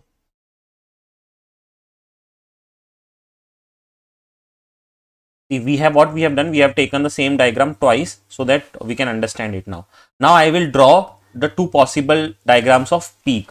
See, first peak, like how can we draw in this way, right, where peak is attached with land. Okay, but it is nowhere attached with hill. Okay, that is one possibility. Another possibility, how can we draw peak, is something like this, right, where peak is attached with hill also and land also. Okay, and so now let's see what are the conclusion that we have. Okay, and we have to consider both the conclusion 1 and not the conclusion but both the diagrams. See, some peaks are hills. According to diagram 1, some peaks are hills is what? This is a false condition, right? But according to diagram 2, some peaks are hills is a true value. Okay, so we have 1 false and 1 true, right? Let's see the second statement before we come on to any conclusion. No peak is a hill. So according to statement 1, no peak is a hill is true, right? And according to statement 2, no peak is a hill is what? False, right? So this is like we are getting a contradiction. Okay, that if statement 1 is true, for example, let's consider that for now statement 1 is true, some peaks are hills. Okay, which means our diagram, this one is true. Okay, if this becomes true, then no peak is a hill. Okay, some peaks are hills, this becomes true, then no peak is hill becomes totally false, right? This becomes true, then this becomes false. Okay, and let's see the other case. Some peaks are hills is false, which means this diagram is true. Okay, some peaks are hills, this diagram, okay, which means this diagram is false. Okay, and then no peak is a hill is true, right, which means this is true. So you can see either 1 or 2 is like at a time, either 1 can be true or second can be true, but both at the same cannot be true at the same time, right? So that is why only conclusion 1 follow is not the option, conclusion 2 follows also is not the option, but third one will follow, because either conclusion 1 or 2 both follows. Why so? Because see, what we are saying, we have already checked both the diagrams, right? And at a given point, if we consider that this diagram is correct and if we go with that, then only one of the conditions is getting fulfilled according to that. In the same case, if we decide to go with diagram 2, then then also only one of the conclusions is getting followed. So that is why we will select the answer as option number C, that is either conclusion 1 or conclusion 2 follows at a time, but not both. Okay, hope you have understood it. For any doubts, you can ask in the comment section. Let's now move on to the next one. Let's look at this question that we have. Select the cluster from among the given options so that that can replace the question mark in the following series. Okay, so we have a series based question. Basically we have to tell which is the next term that is going to come in the series. Okay, and we have different options. Okay, let's see how can we solve this. So guys, before we solve this, I want to suggest you that please pause the video for a minute or so and try to think of the logic according to you what should be the answer. Okay, because this will let your brain, or this will train your brain in such a way that you yourself will solve the questions in the exam, right? So you will not be just dependent on the solutions, right? Okay, let's now move forward with the series. So in the first term in the series that we have is 6 CFM, then we have GLR, next up we have KRW, and then next we have O, X and B.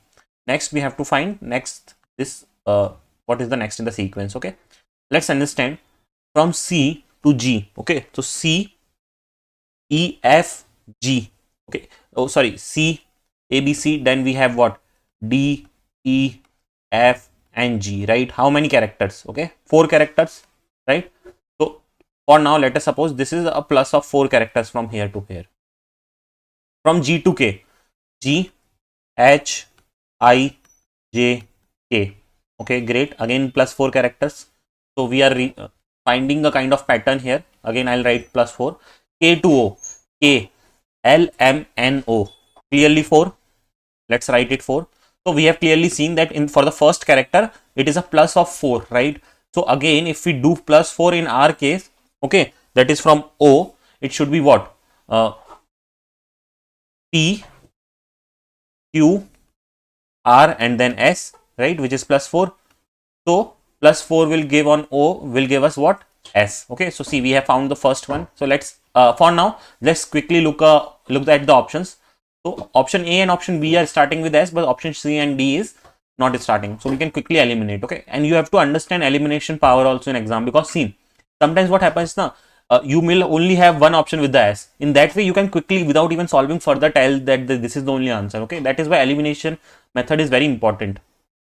Let's see the next character. See, we have already understood the pattern of first character. Let's now understand the pattern of second character that we have. So see, second character is what? C, like F to L.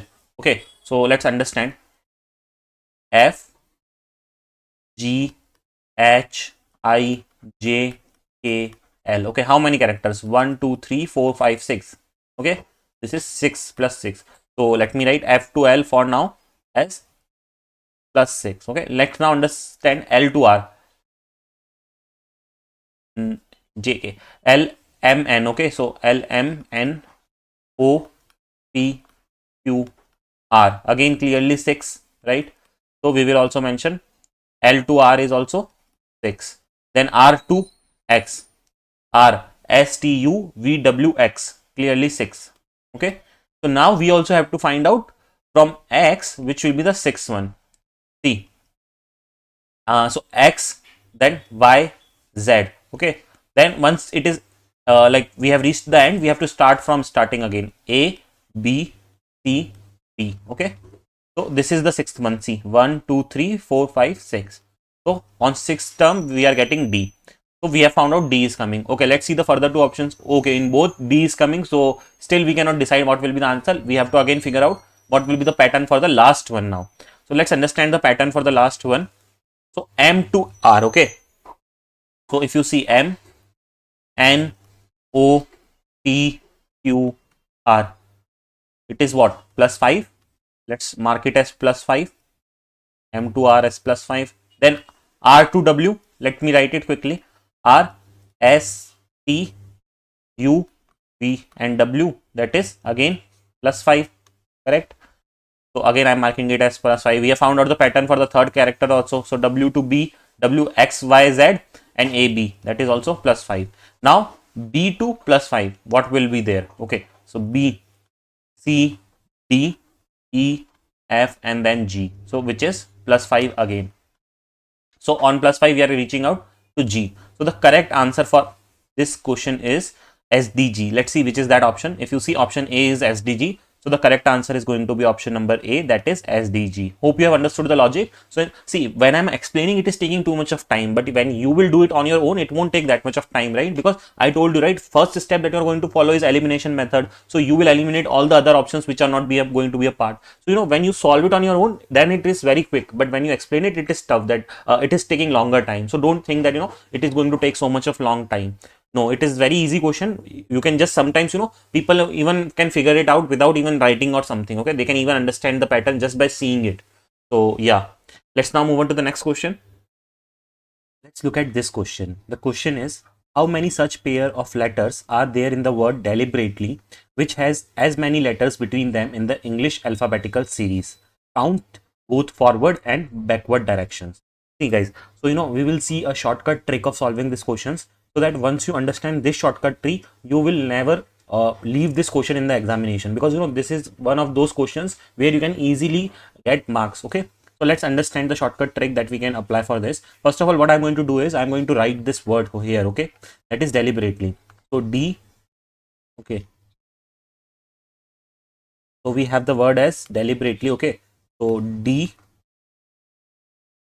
E L I B E R A T E L Y. Okay, so we have written the word deliberately. Now how we will proceed is, we have to check in both directions. Okay, it is given to us. So how we will start checking is, we will take one letter at a time. Okay, one letter at a time.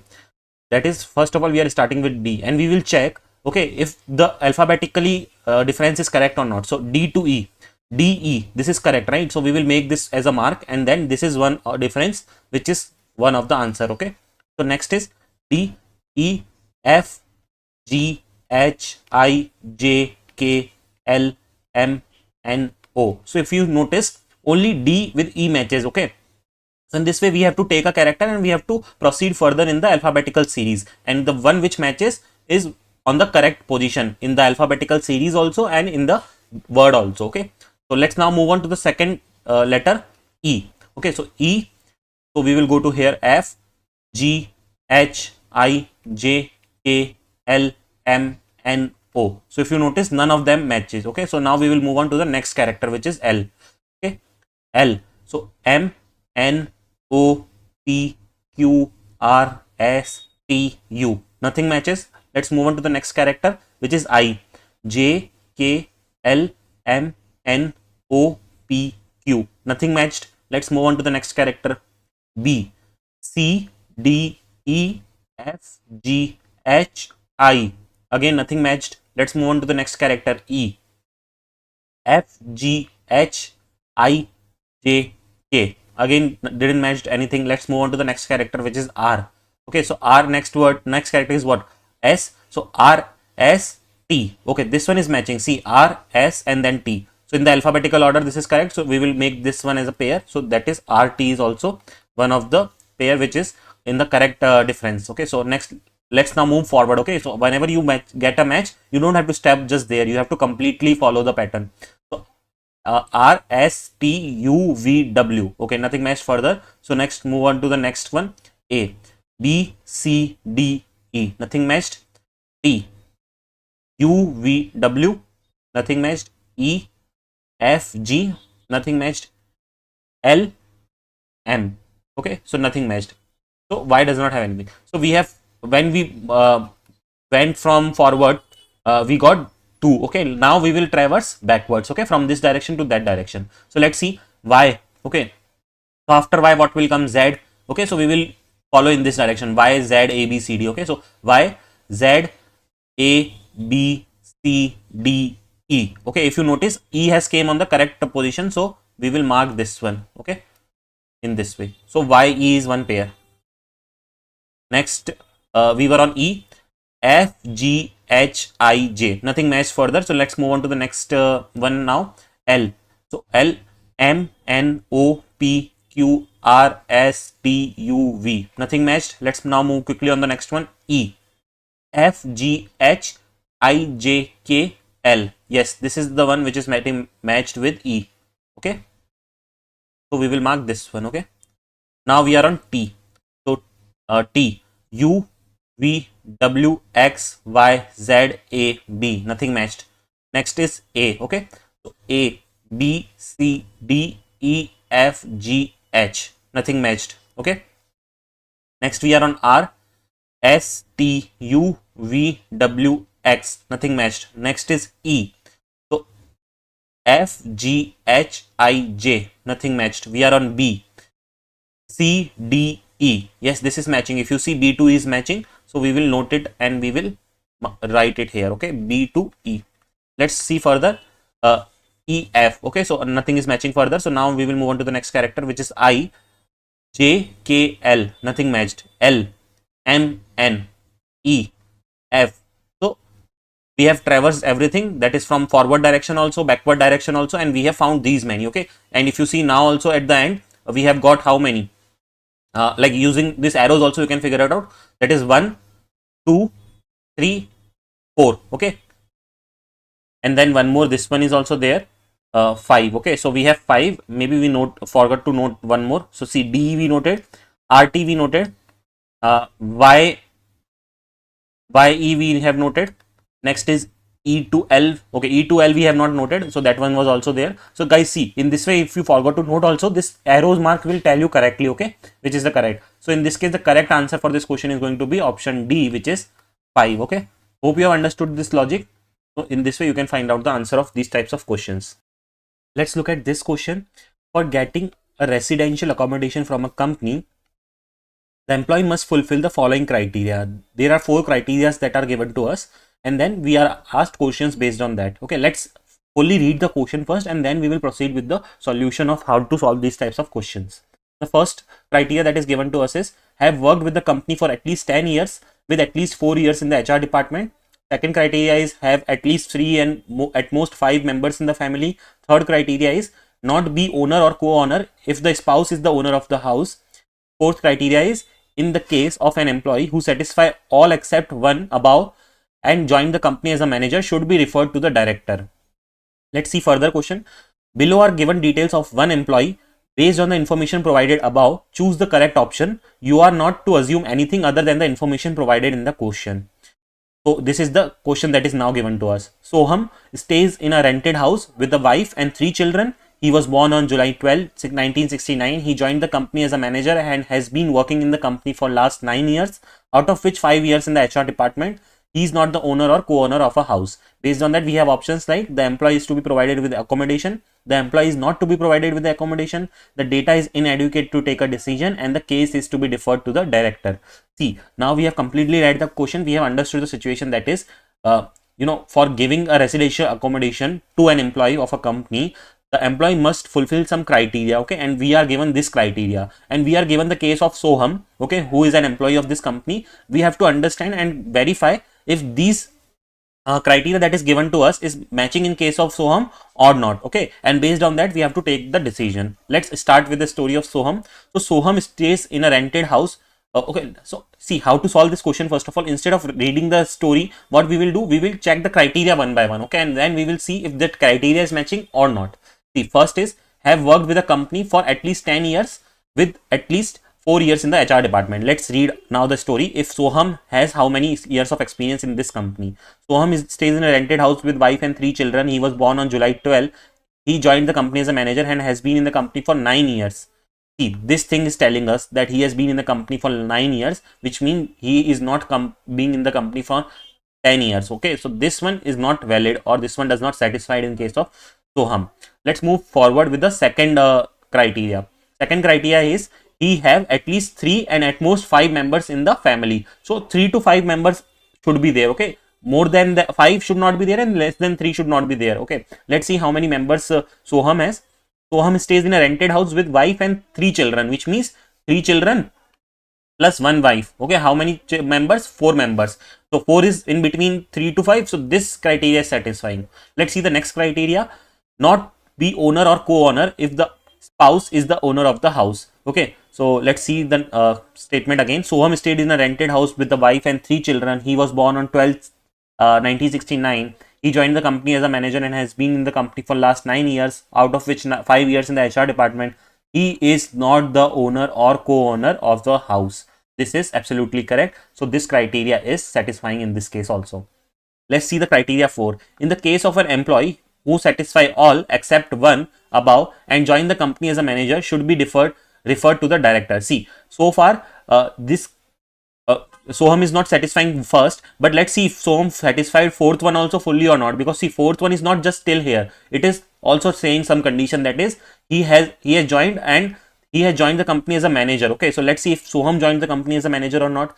So yes, it is mentioned here, he joined the company as a manager and he has been working so and so. So which means this is also true, because see, our first one was wrong and then Sohan joined as the manager also. So then what was the criteria told is that he should be deferred to the director.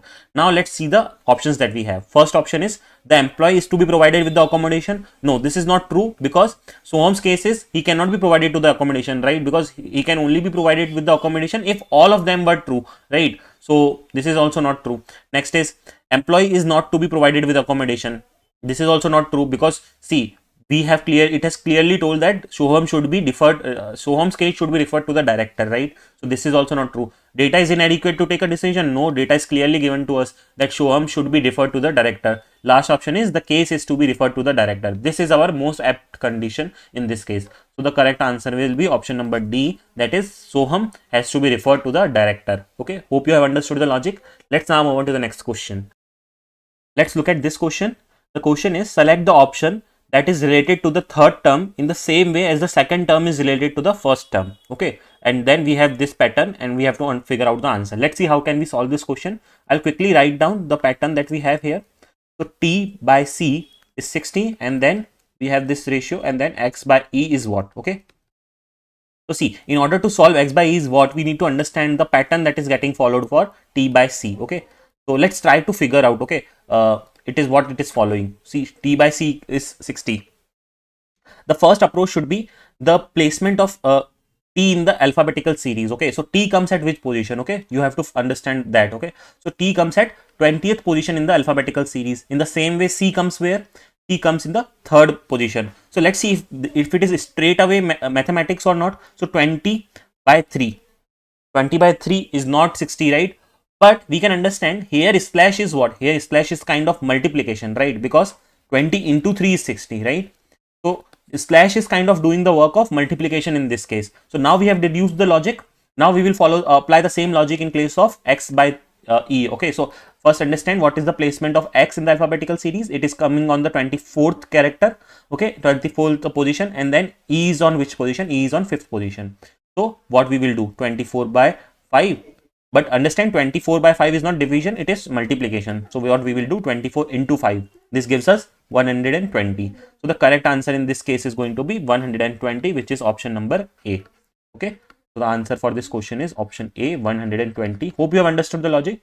So guys, before we move on to the next question, I just want to humbly request you that if you are finding these videos helpful, and if you feel that this has helped in your journey of understanding questions and practicing these questions, please do consider subscribing to the channel, because it takes a lot of hard work to create this type of content for all of you. Let's now move on to the next question. Let's look at this question that we have.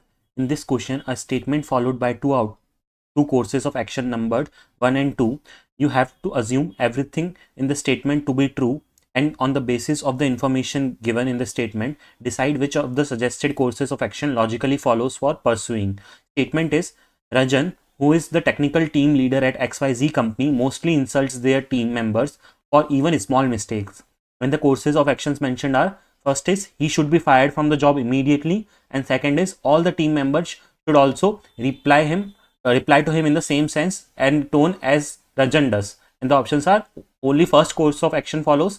Option B is only second follows. Option C is neither 1 nor 2 follows, and option D is both 1 and 2 follows. So guys, let's understand this problem. First of all, let's start by reading the statement. What is the question that is asked is, you are given a statement, okay, and you have to tell, based on that statement, there are 2 sentences given to you or 2 courses of actions given to you. So you have to tell which one is correct, okay, and which one is not correct, or if both are correct or both are wrong. Okay, so let's start by reading this statement first of all. Rajan, who is the technical team leader at XYZ company, mostly insults their team member for even small mistakes. Okay. Let's see, based on this, what is our first course of action? First course of action is he should be fired from the job immediately. Okay, see, like I'll suggest you guys, okay, just pause for a moment, think of it, what you can think of this problem, and then what's the solution.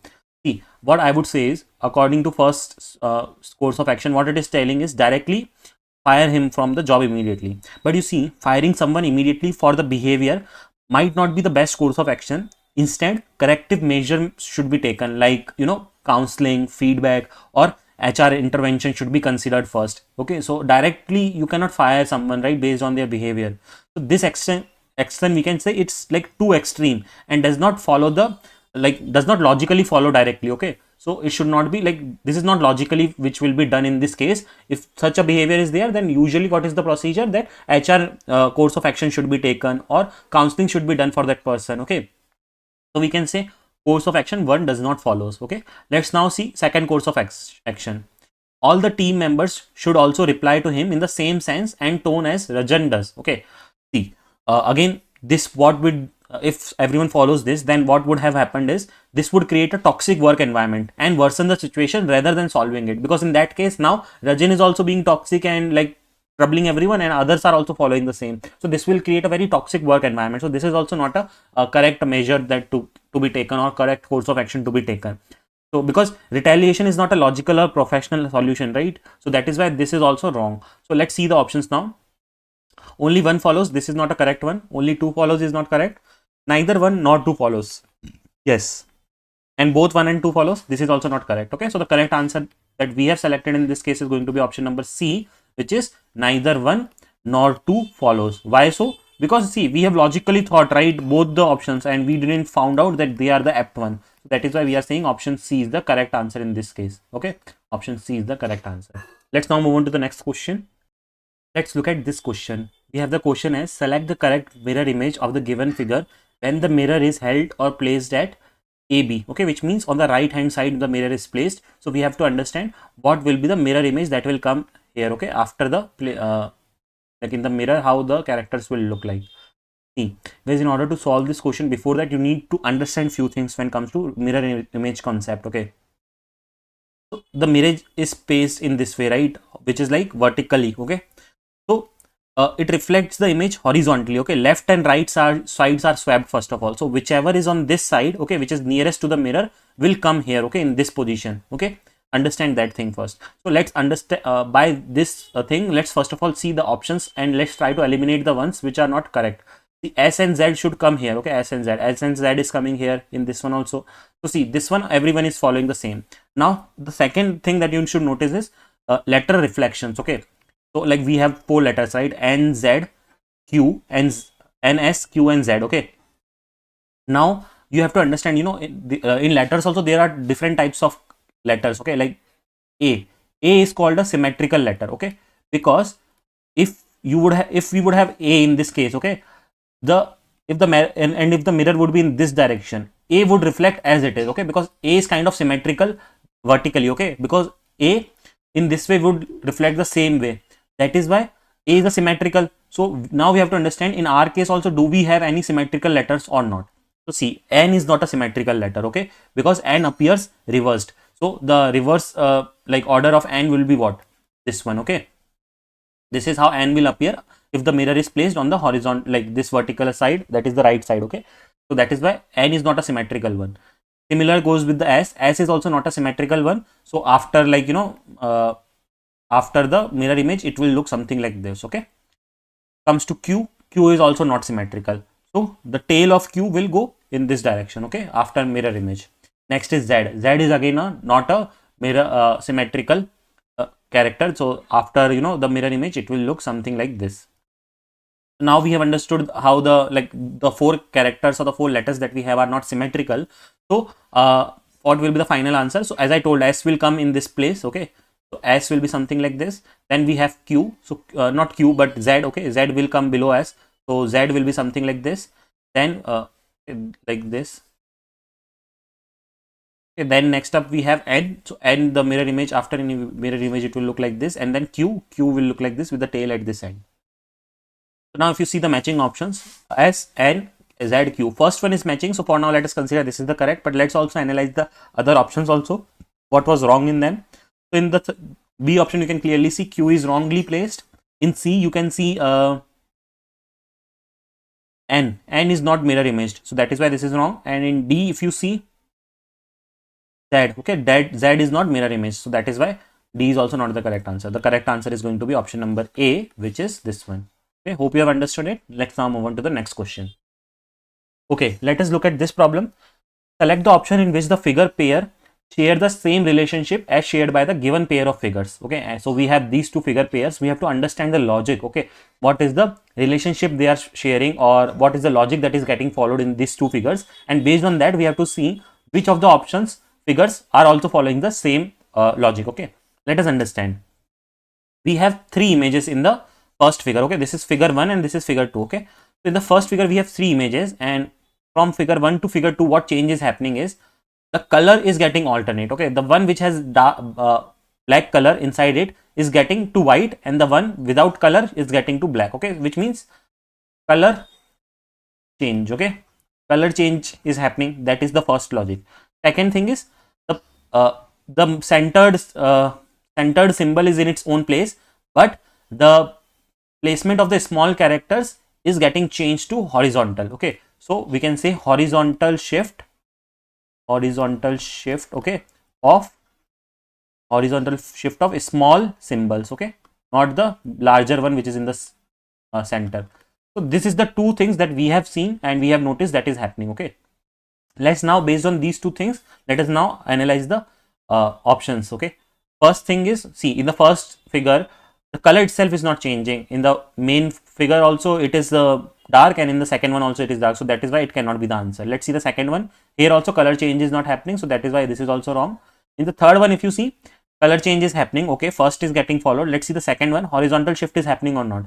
So according to our logic, triangle should come here, not triangle, but this is the diamond. Okay, and then this triangle should go there, and then this should be the like trapezium or whatever, hexagon or whatever is it.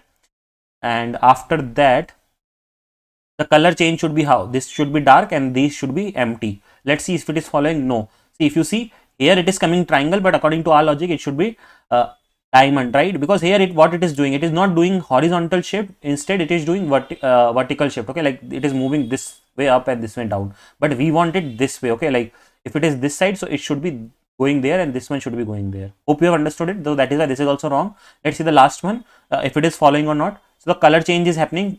Okay, this one was white, it is getting black, black to white, white to black. Okay, this is following. Okay, horizontal shift is also happening. Okay, so triangle is going there and circle is going here. So this one is the correct one in this case. Okay, so the correct answer for this question is going to be option number D. Hope you have understood it. For any doubts, you can ask me in the comment section. Moving on to the next question. Let's look at this question that we have. The question is, select the figure from among the given options that can replace the question mark in the series. Okay, and then we have a series. We have to tell which one will be the next character that is going to come in the series. So let's quickly solve this question by writing the series that is given to us first. And in this series, basically our work is to understand the pattern that is getting followed or the logic that is getting followed. So see, first character is 78, second is 156. Let's understand. 78, when we multiply it with 2, what does we get? 2 8s are 16, 2 7s are 14, 1 15. Okay, this is multiplication of 2. Okay, next is what? 156 to 468. Okay, 166, if you multiply with 2, it is less. Okay, less than 468. But if you multiply with 3, let's see, 3 6s are 18, 3 5s are 15 plus 1 16, 3 1s are 3 plus 1 4. Okay, this was multiplication with 3. Okay, we have started seeing a pattern that initially it was multiplied with 2, this one is multiplied with 3. Let's try to continue this pattern and see if we multiply this with 4, do we get this or not? 468 multiplied with 4, 4 8s are 32, 4 6s are 24 plus 3, 27, 4 4s are 16 plus 2, 18. Yes, the exact pattern is getting followed. That is, next is 1872. Let's see if we follow the same pattern. When we multiply it with 5, 1872 multiplying with 5, 5 2s are 10, 5 7s are 35 plus 1 36, 5 8s are 40, 40 plus 3 is 43, 5 1s are 5 plus 4 9, 9 3 6 0 is the next character that should come according to our logic. Let's see if we have that option. This one is not the correct. This is also not correct. Yes, option 3 is the correct one. So the correct answer for this question is going to be option C, which is 9360. Moving on to the next question. Let's look at this problem that we have. The question is, select the option that is related to the third number in the same way as second number is related to the first number. We have this thing. Let's write it first of all. 140 is to 25. Then 964 is to what? Okay. 964 is to what? Let's understand. So what the question is saying, what is the relationship between these two? Okay, you have to understand that first, and based on that you have to again form a relationship between this and the what will be the next number according to that logical relationship. Let's understand how you will proceed with this type of question. First of all, you will try to find the logic between these two, right? So let's start with maybe like, okay, what if 140 divided by 25? What does it? Okay, 5.6. That is not a clean number, so that does not seem to be any logic according to that, right? Okay, let's ignore that. Let's do addition and subtraction. 140 plus 25, 140 minus 25. Again, we will get some digits, but those also does not clearly seems to be following any logic here. Let's do one more thing. Okay, that is there in my mind, but again, I would suggest you pause the video and try to think on your own, and then come up. If you don't get anything, then continue watching the solution. Let's see what we can do. I have 140. Okay, so for 140, what I'm thinking is, what if I add all the digits? Okay, 1 plus 4 plus 0. Okay, I'm getting 5. Is 5 somehow related to 25? Yes, maybe if I do 5 square, I can get 25. Yes, so this is the only pattern that will follow in this case. Okay, so you have to understand this pattern, and based on that you have to generate the answer. And see, once you have found the logic, okay, if your logic is not the correct one, then your answer that you will try to find out will not match with the options. Then you have to understand that the logic that I am thinking of is not correct. Okay, so then you have to think some other logic in that case. So let's now try to follow the logic that we have found out. So 964, what we will do, 9 plus 6 plus 4, this will give us what? 19. Okay, 9 plus 6 is 15, 15 plus 4 is 19. Okay, so we are getting the term as 19. What we will do, 19 square. So 19 square is how much? If you know, 19 square is 361. Let's see if we have that option. Yes, the first option itself is 361. So in this way, the correct answer for this question is going to be option number A, which is 361. Hope you have understood the logic. Moving on to the next one. So guys, so far we have solved a lot of questions now. Now it is your chance, and I have two questions for you, which is your DIY questions. Make sure to attempt these two DIY questions and write down the answers of these two DIY questions in the comment box. DIY as in do it yourself. So you have to do these questions. I am not going to tell you the answers of these questions. Let's read out the problem statement. Aman walks 10 meters north, then turn right towards right and walks 5 meters. He again turns right and walks 10 meters. Finally, he turns left and walks 10 meters. How far is he from his starting point? We have the options as 10 meters, 15 meters, 20 meters and 5 meters. Make sure to solve this question and write down the answer in the comment section. Moving on to the second DIY question that we have for you. In this question, we are told is book is related to pages in the same way as building is related to. So we have four options. Building is related to bricks, cement, floors or rooms. So you have to again answer this question in the comment box. Make sure to attempt both of the questions. So that's all for today, guys. I hope you found the video helpful. If you have any doubts, please let me know in the comment section. Make sure to join me on Telegram and Instagram as well. You can ask your queries in the Instagram DM as well. And if you need any content, you can request it on our Telegram channel. Make sure to subscribe to the channel if you haven't done yet to receive all the latest regular updates. I regularly post off-campus drives and preparation related videos for placements on my channel. So that's all for today's video. Thanks for watching the video.